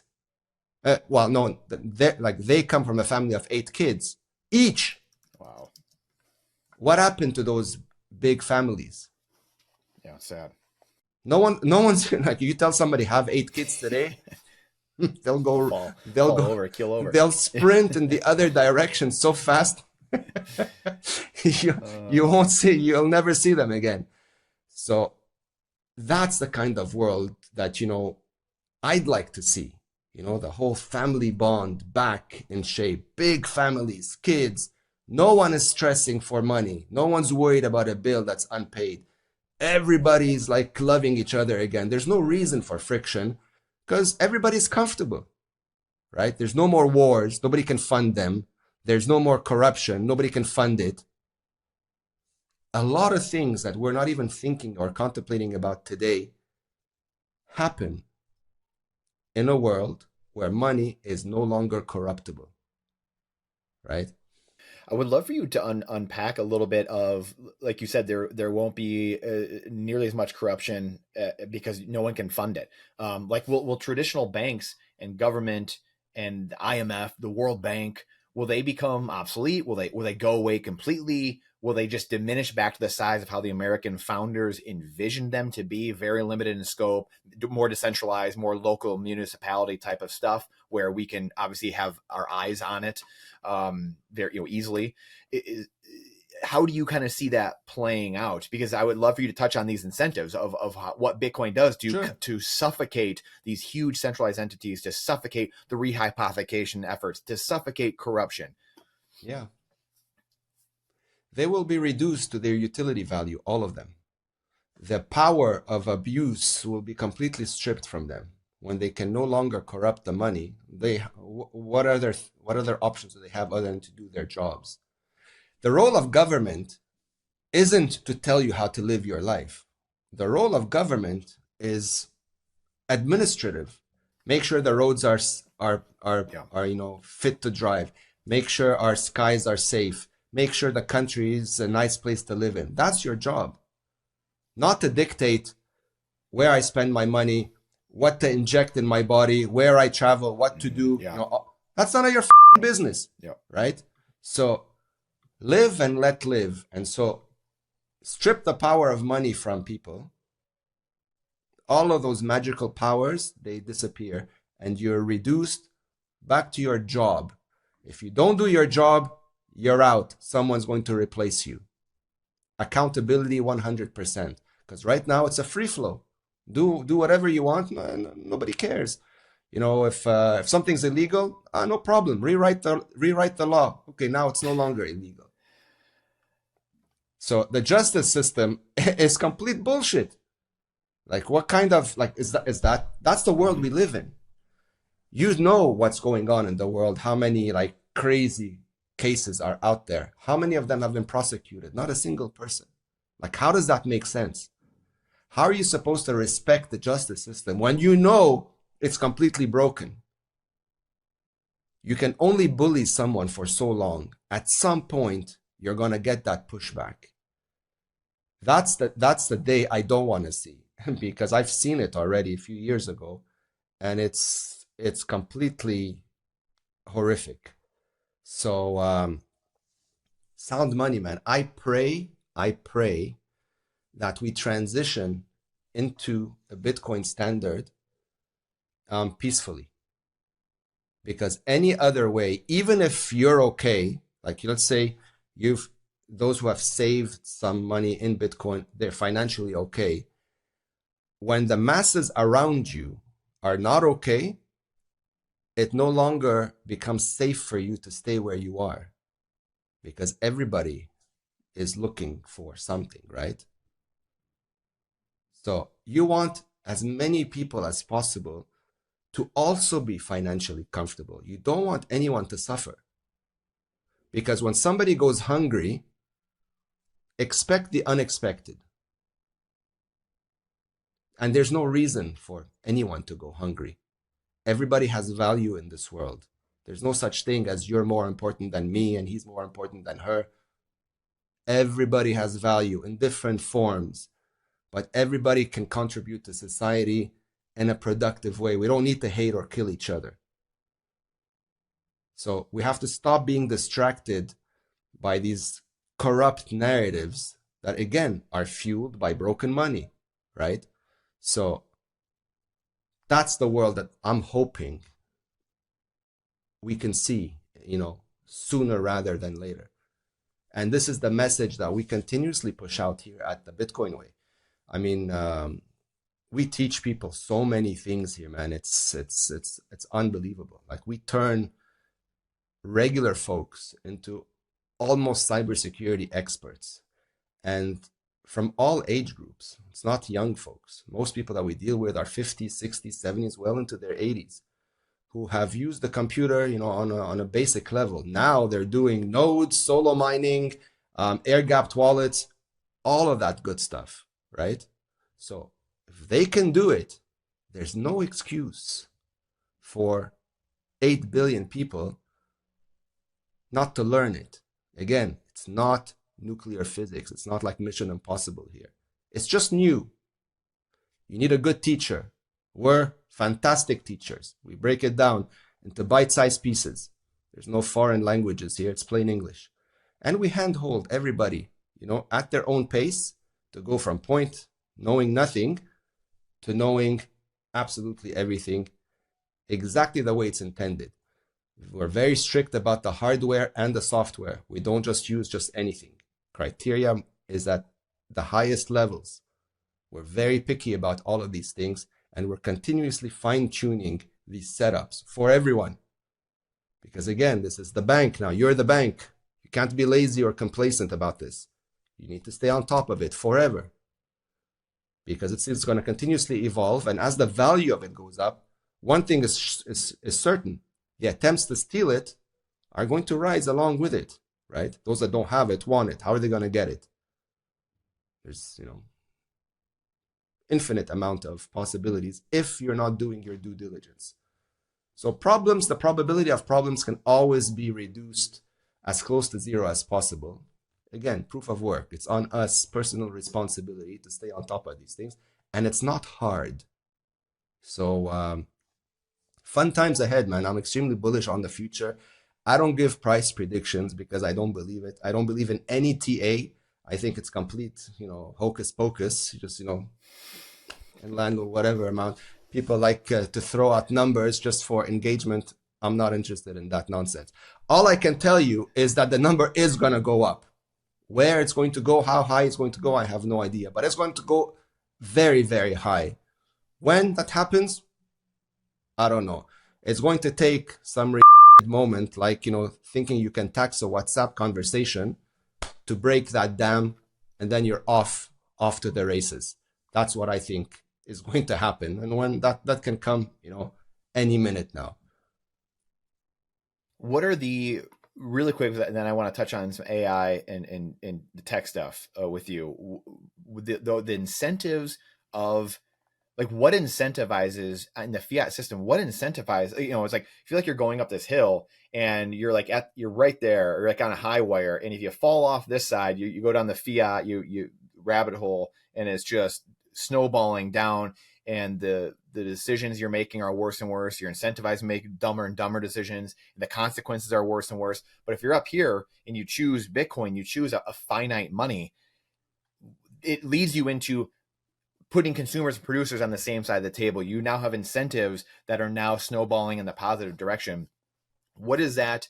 Is that really one of the big innovations of Bitcoin as well? Just the finite nature of it? Like, to you, how do these incentives work? Like we talked about the corruption. How does it root out the corrupt? Because this is something I get with people too. Well, how are you going to make that claim, Brandon? How are you going to say that incentivizes society to be different? This is just humans. This is how it's always going to be. Inflation is just part of capitalism. How does Bitcoin, how is it so different, that finite nature versus the infinite, incentives of fiat?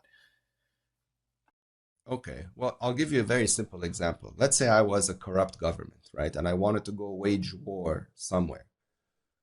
And let's say I had some amount of Bitcoin. I have to pay for that war somehow, right? I have to pay the soldiers, I have to pay for the equipment, the weapons, blah, blah, blah. If that war turns out to be a bad idea and all that money has been wasted, where am I going to get it back from? Yep. Like, I can make a stupid mistake one time because no one is going to give me that money back. And I can't print it from somewhere to refinance myself. That's how it's going to fix it. That's why it kills bad decisions. If you're going to do something on a Bitcoin standard, you really have to think about it like 100 times before you actually execute it. Because if you're wrong...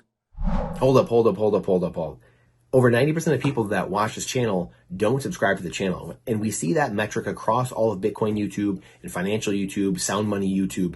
That is crazy. Let big tech know that people want what they are getting here. They want sound money education. They want more truth. We do that by subscribing, and it also gives more resources to the content creators to provide more for you. I'm a consumer as well. I love watching this. This is why I give back. It's a calling inside, but I also learned so much over the last 15 years from YouTube that I want to give back to the community that gave so much to me. So I thank you more than you know. Please subscribe. Please subscribe to the other channels. Now back to the episode. The money's gone. You have to start all over again, earning it, rebuilding your savings, so to speak. So that's how it removes all the bullshit, which is now funded by easy money. That's how I think. But you know what? Human nature is also very stubborn. I mean, if we go back to the example in Lebanon, after everything really broke apart, I thought everybody will become a Bitcoiner, the next day. That was not the case. That was like a massive shock to me and a massive disappointment. And initially, it really like pissed me off. But then I understood that so many people are in such dire situations that their priorities is literally putting food on the table in the next few hours. There's no time to save for later. I need to eat now. And these people are in these situations because of a system that was completely rigged against them to begin with. Like lack of education, lack of skills, lack of opportunity. Why are these people in that predicament? Because they were never given the chance to begin with, because the country was always at war, was always suppressing its people. The corruption dated from decades ago, so that the cancerous few can remain in power at the expense of everybody else. That's why. And so thankfully now, like many years later, the percentage of Bitcoin adoption in Lebanon is still very small, but it's much bigger than it was when I left. So people are getting it, right? Like even in the worst of situations, when there's a will, there's a way. And even if it's a tiny amount, like tiny stones, at some point they add up, right? That's what I'm starting to see. And it brings, like a huge smile to my face to see that adoption happening, because this is what Bitcoin was created for. So when I hear about privileged people talking complete rubbish, it's like, you don't deserve to have the opportunity to speak about money, because you're an ungrateful little shit who needs to lose everything to understand what the rest of the world is really about, and how lucky you are to be in this position. So for you to open your mouth and talk like a moron, like someone, like a spoiled little brat, that pisses me off. Like that individual needs to get destroyed so that they can learn that lesson, because without that destruction, they will still be that stupid, bumbling moron talking nonsense because they think they're untouchable, right? So if you come from a place of privilege, take your ego and shove it, and do yourself a favor and understand that the world is changing. And if you don't keep up with it, you're going to end up in the same position as those that have nothing. As impossible as it sounds now, I can promise you, you will wake up with that one big fat zero smiling at you on the screen, irrespective of how many you think you have now. So just as that's my little warning to anyone who is touched by that message, who can relate to it. Well, you don't mince words, that's for sure, Tony, which is what we all love about you. Is what I love about you. And it's funny. No, this is not a bakery, man. You asked my opinion. I'm not going to sugarcoat it. I absolutely love it. So we need to hear it. And we adopt this philosophy. Yeah, we adopt this philosophy at the Bitcoin way. It's all about truth. It's not about mincing words. Life is not going to wait for people to pamper you and to hug you and to kiss you so that you can fix your situation or prepare for it. You need to understand that this is like almost like a war situation. No one's coming to save you. If you don't, put your head, screw on your head on properly and take the measures to protect yourself and your family, especially your kids, if you have them, in my opinion, you're insane. You're like it's completely irresponsible. Yeah. And I always think of Bitcoin being, and you made me think about this, not an IQ test. It's a humility or ego test. So that's why I love you saying, take your ego and shove it, because that's Bitcoin. It doesn't care who you are, what you look like, where you're from. It doesn't matter. It's a humility / ego test. It's not an IQ test. And people need to remember that. So I love that you said that. Do you have, absolutely. Yeah, absolutely. Do you have, you have a little bit here? I had like a handful of questions to wrap. Like I kind of want to, Sure, I want to hit some like objections, and just kind of hit some objections, like the things that kind of commonly come up, and stuff like that. And so I have a couple of those, but I want to just touch on our last kind of topic here, which is the intersection of Bitcoin and AI. So, your wheelhouse with technology and what's going on there. One of the big things we hear about all the time, especially from the altcoin crowd, is it won't scale. You can't scale Bitcoin, 7 transactions per second, yada, yada, yada. Where do you see this world we're now entering? Because like we said, I mean, your thoughts on it. We're talking about Samson and how this is probably going to happen much sooner than the average person thinks. This hyper Bitcoinization, fiat collapsing. Where do you see the scalability of Bitcoin headed, and AI's intersection with that? How these things are going to talk to each other in the coming years? It's going to scale on the layer 2s, 3s, and beyond. It's not going to scale on the layer 1. That's why I said earlier that the days of buying Bitcoin, those are going to end very, very soon. Maybe as soon as 2025, unless you're sitting on like a huge amount of spare fiat to exchange it for it. But beyond that, it's the layer 2s, 3s that are going to scale. And there's a lot being built, by the way, on the Bitcoin ecosystem. It's if you're in tune in that space, it's fascinating. There's if you I don't know if you're familiar with them, but there's Fediments, there's there's the Liquid network, the Lightning network. There's a lot of privacy tools being built on Bitcoin. There's the decentralized coin joins are making a comeback.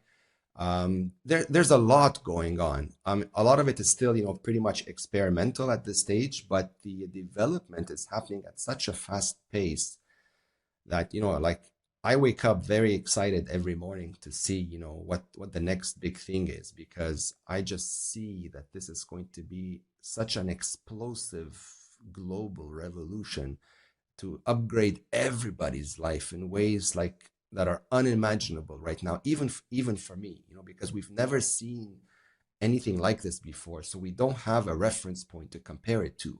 You can only let your wildest imagination go completely on full throttle just to envision the infinite possibilities around this. And AI for sure is going to play a big part of it. AI is huge. I mean, the rate of AI development now is scary. Most people, when you say AI, they think about ChatGPT, Grok, and all that stuff, which is great. But the real AI is the one that is not co-opted and centralized. Like, you can download the open source code and run the AI completely open, uncensored, but you have to build your own rigs for that, and that takes a lot of horsepower.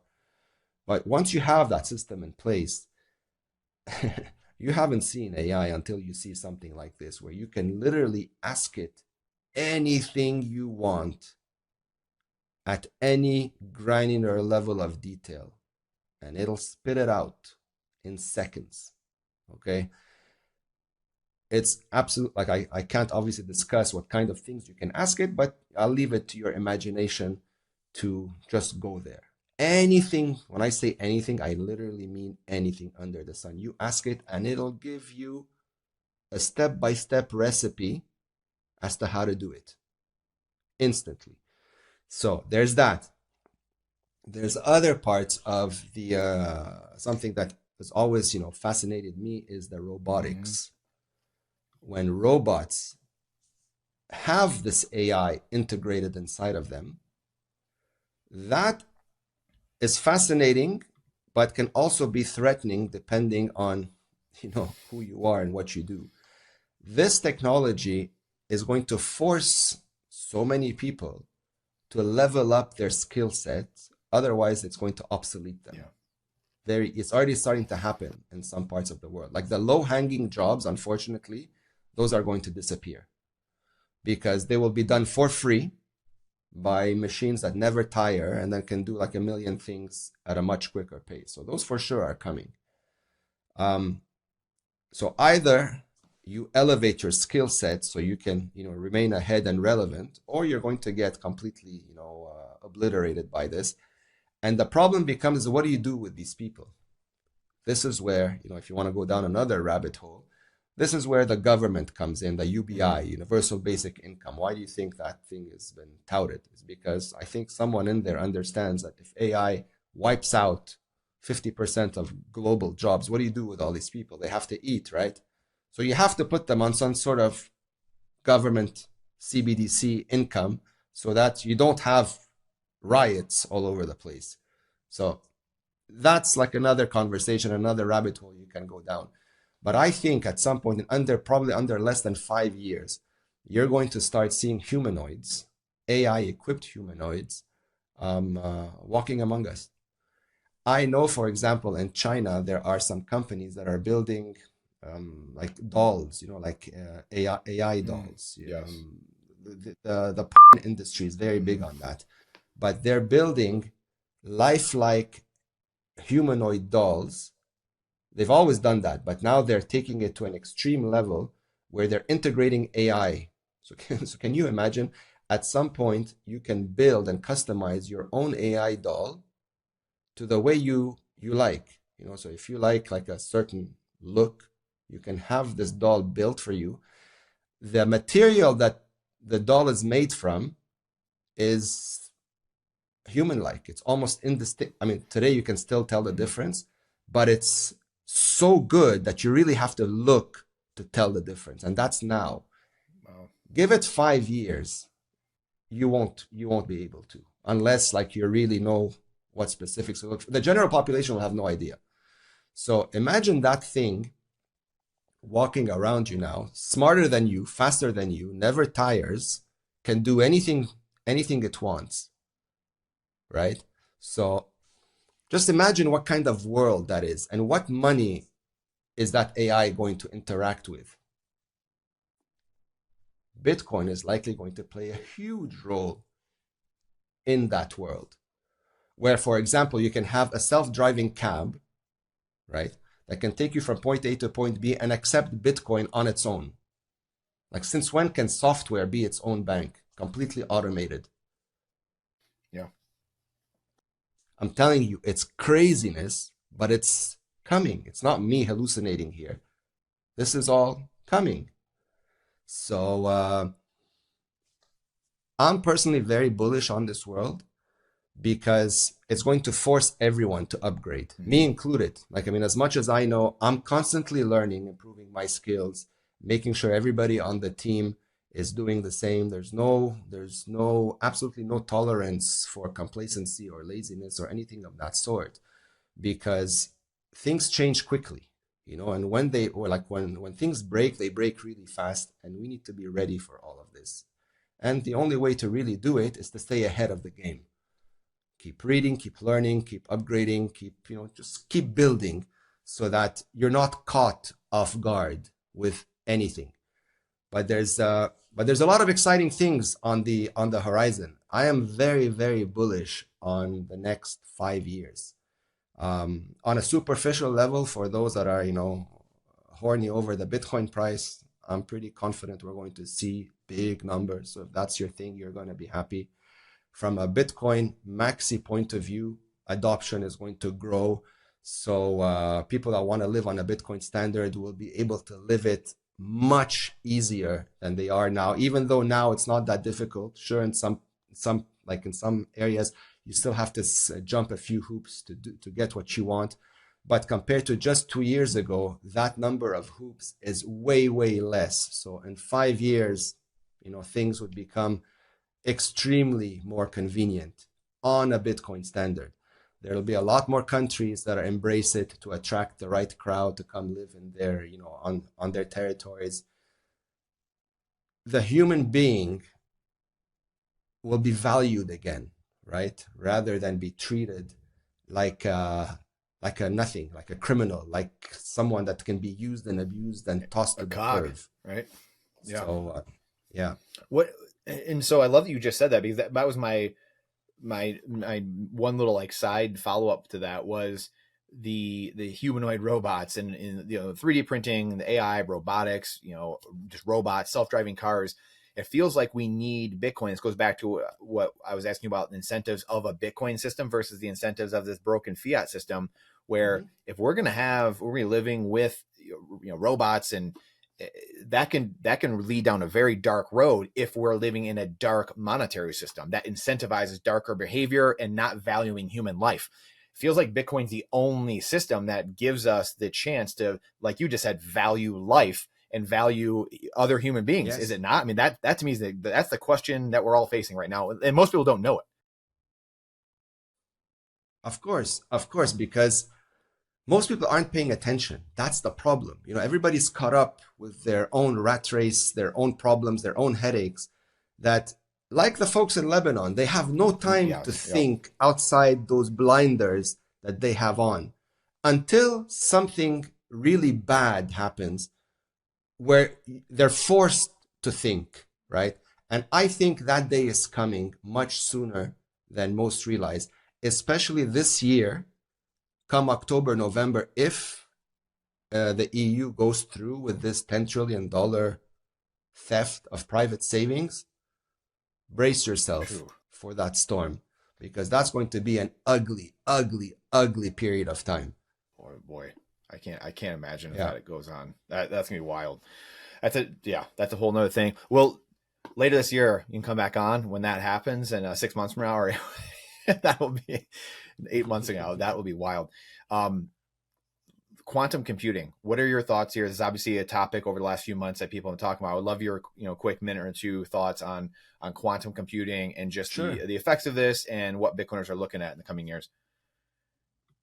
No, but quantum computing is not a threat right now. But if no one does anything, it will become a threat at some point.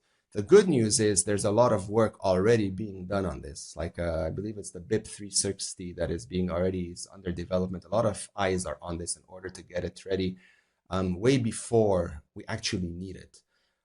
I estimate we're maybe at least a decade and a half from any real threat to quantum computing. By then, there'll probably be upgrades that are available that we'll have to migrate to in order to become quantum resistant. But I'm very optimistic on this. I'm not too concerned about that right now. My concern is getting more people out of the fiat world and into Bitcoin. That is a more pressing concern than worrying about quantum computing. But yes, to answer your question, it is a legitimate threat, just not an immediate one. So, but I'm hopeful that the powers that be that are working on this code, and I've listened to some of their interviews of people working on these solutions. Very nice people, incredibly smart folks. God bless them. That we're very thankful to have these people doing what they do, because they're literally doing God's work. For so many folks to dedicate their time and energy into something like this is not a given. So we have to give credit and appreciation where it's due, and big kudos to all of these folks. Okay, last couple for you. Altcoins, obviously, it's been over a decade. We've been dealing with altcoins and what's going on. It's back, really back with a vengeance here the last few months with the Trump stuff going on, and we're having to come out of the woodwork and explain why Bitcoin is not crypto and crypto is not Bitcoin. Why, after all these years, why are we still dealing with this? And why this? You would think at this point we would have enough education, enough time has passed where people can, hey, like this is just very different. What is happening here? Is it just because people are feeling like they missed the boats, this unit price bias, like all these things? Like, why are we still dealing with this altcoin thing that just will not seem to go away? It's a whole cocktail of reasons. Ignorance plays a huge role of it. The other part is just people love to gamble. Either the concept of easy money.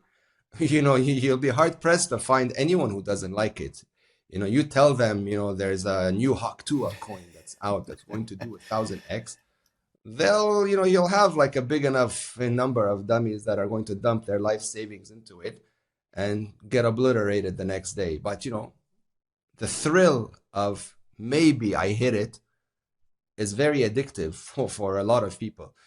It's horrific to watch. Once you understand that it's a no-win solution, you see all of these, like these people going into the slaughterhouse, so to speak, willingly.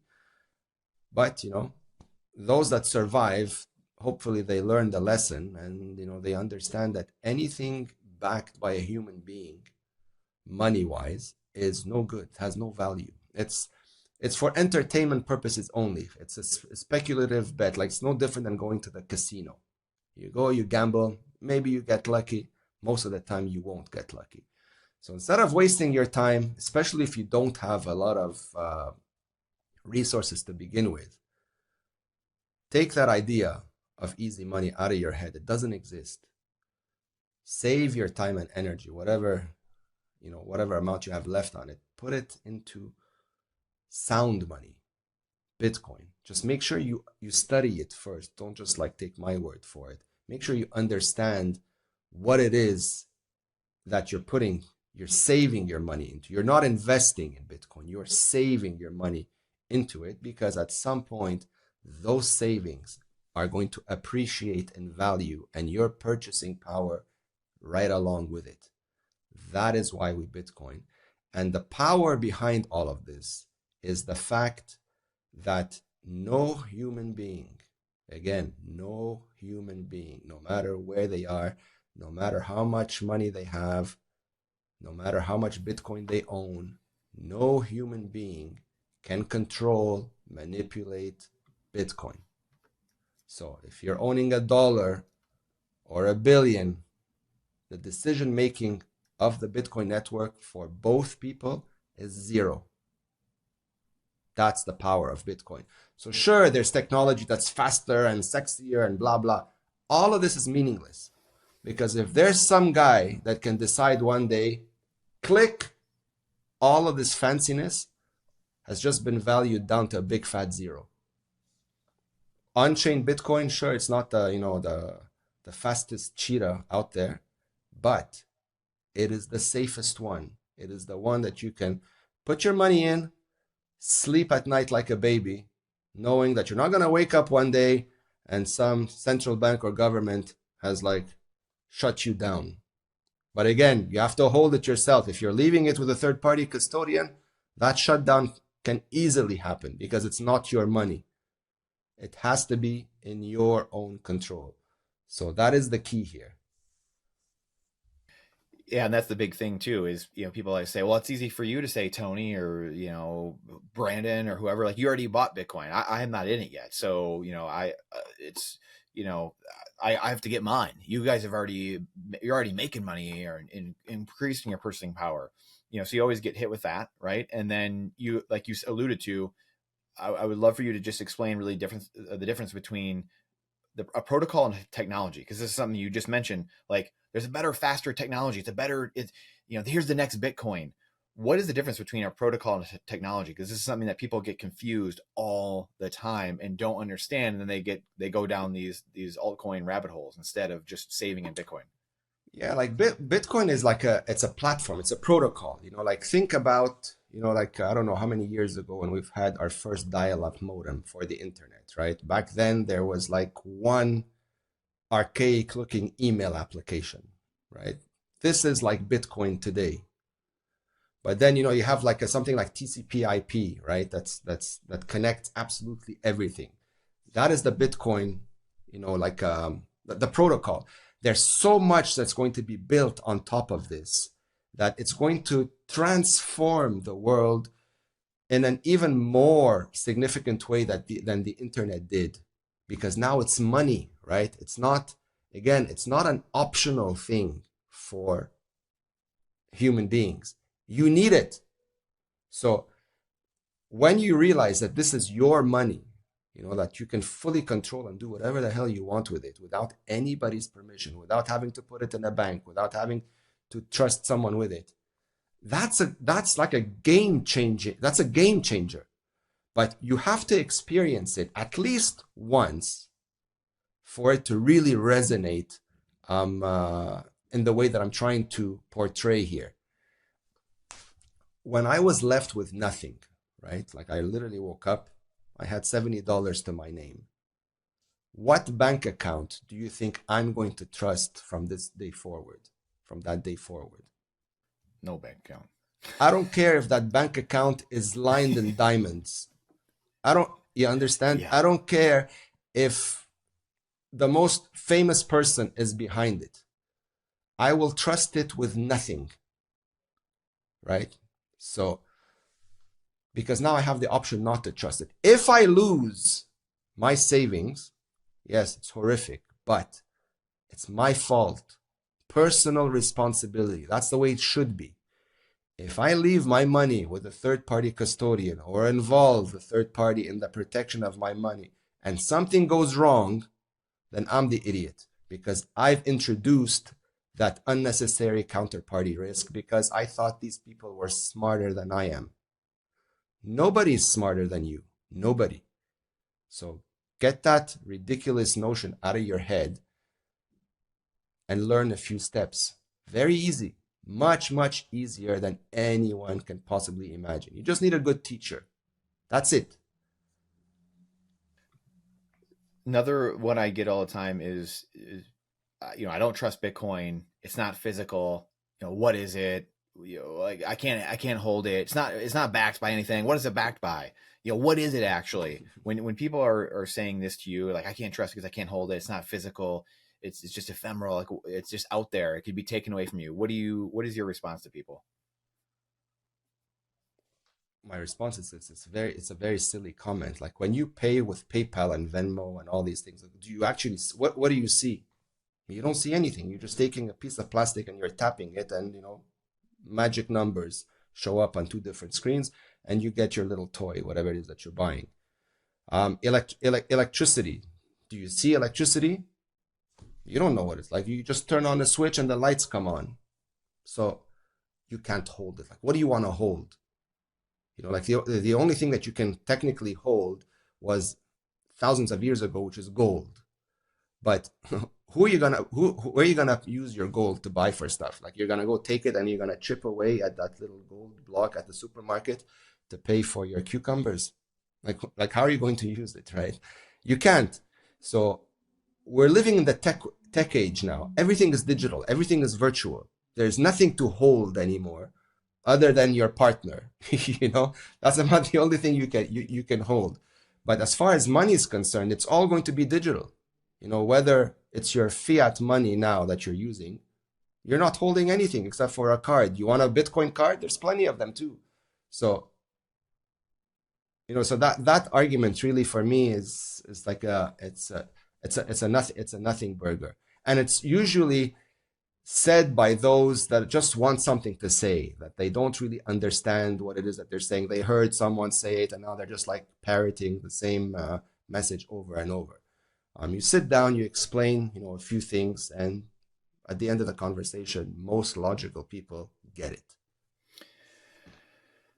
All right, last one I have for you. Bitcoin is bad for the environment, Tony. It uses so much energy. This is, we can't be having this. This is something that we need to curtail. The governments are coming after this, using this euphemism. We had global warming, global cooling, climate change. Now we've got energy usage. Energy usage is being attacked, right, by the globalists. So why is this a ridiculous trope or objection that Bitcoiners hear? That was debunked and killed many, many times, the whole energy myth. They tried to attack it. They failed. I believe, the whole energy thing, I can't go into too many technical details. It's not like my forte. All I understand is that, it's Bitcoin uses like excess energy, I believe. It's not like wasting energy or like depleting any particular place from its resources. That's completely ludicrous. Exactly how all that works, I'm not the right guy to answer this. I don't have these answers. But if you've listened to some other, Bitcoiners who work or specialize, in that space, it's very easy to follow along and understand that all of this are just, nonsensical attacks on Bitcoin. And so much so now, that, for example, in the United States, they want to bring the mining to the United States. They want to make it like the number one place for Bitcoin mining. And there's other countries now that are doing the same, like Russia, for example, and other countries that may have not spoken publicly yet, but that will, so all of a sudden, all of this bad for the environment stuff is the number one thing everybody wants. So because it's not true. Incredible stuff, Tony. Absolutely incredible stuff. So appreciative of you, the work you're doing in this space.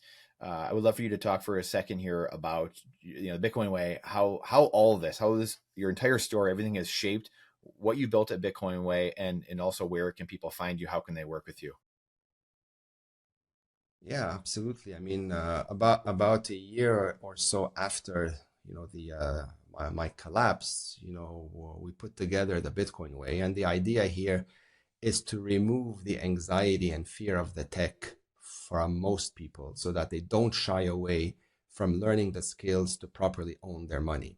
So we handhold everyone through, comprehensive self-custody training. We take zero shortcuts or workarounds with any of it. We're very, very OCD about the entire process, starting with, the recommendations of the hardware and the software, of which we're also very strict. We have very strict guidelines. We only deal with air-gapped, open source or verifiable source Bitcoin only wallets.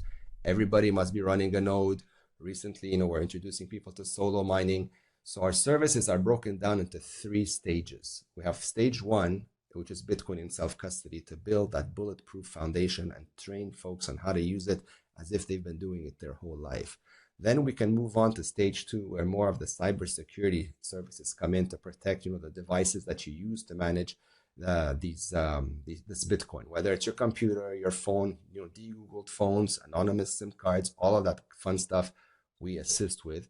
And stage 3 is Plan B residency to citizenship programs for those that are looking for better jurisdictions to move to. Like if you're no longer happy where you are, there are plenty of options.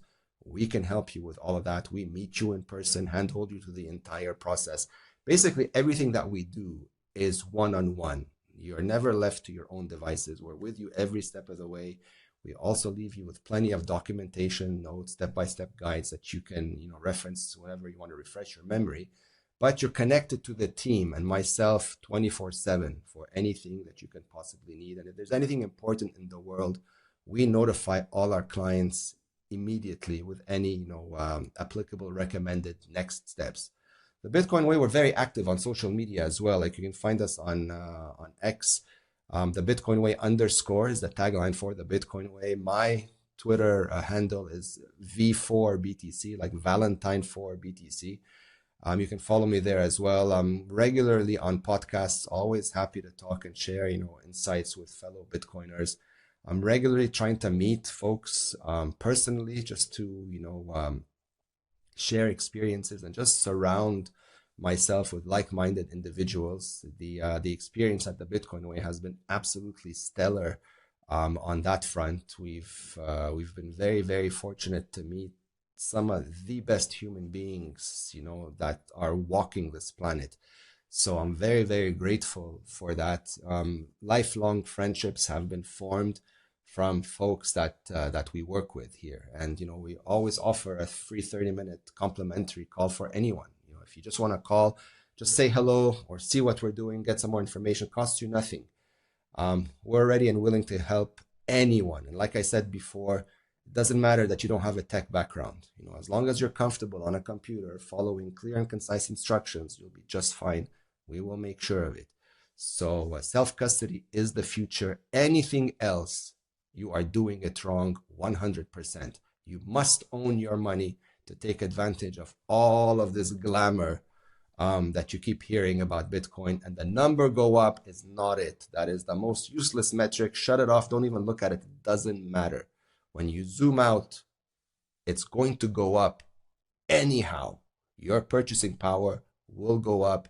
It's just math, so no need to, fill your life with anxiety and stress checking that number all day long. It's meaningless. Beautifully said. Thank you so much. We'll link to all of that below in the description for anyone that wants to check that out. Mr. Tony Yazbeck, thank you so much for being a playable character in a sea of non-playable characters and sharing your story, your journey, and your company with us here today. I appreciate being here, Brandon. Always a pleasure to talk to you, man. If you're anything like me and you can't get enough of the sound money, freedom go up, number go up technology that is Bitcoin, then you can binge on this playlist right here where we have all of our most recent interviews like George Bodine, Top Gun graduate, How You Can Retire on 0.1 Bitcoin, Larry Lepard, Samson Mao, James Lavish, Eric Kason, Rajat Soni, Peter Dunworth, and many, many more. You're not going to want to miss this playlist here. Happy binging. We'll see you inside.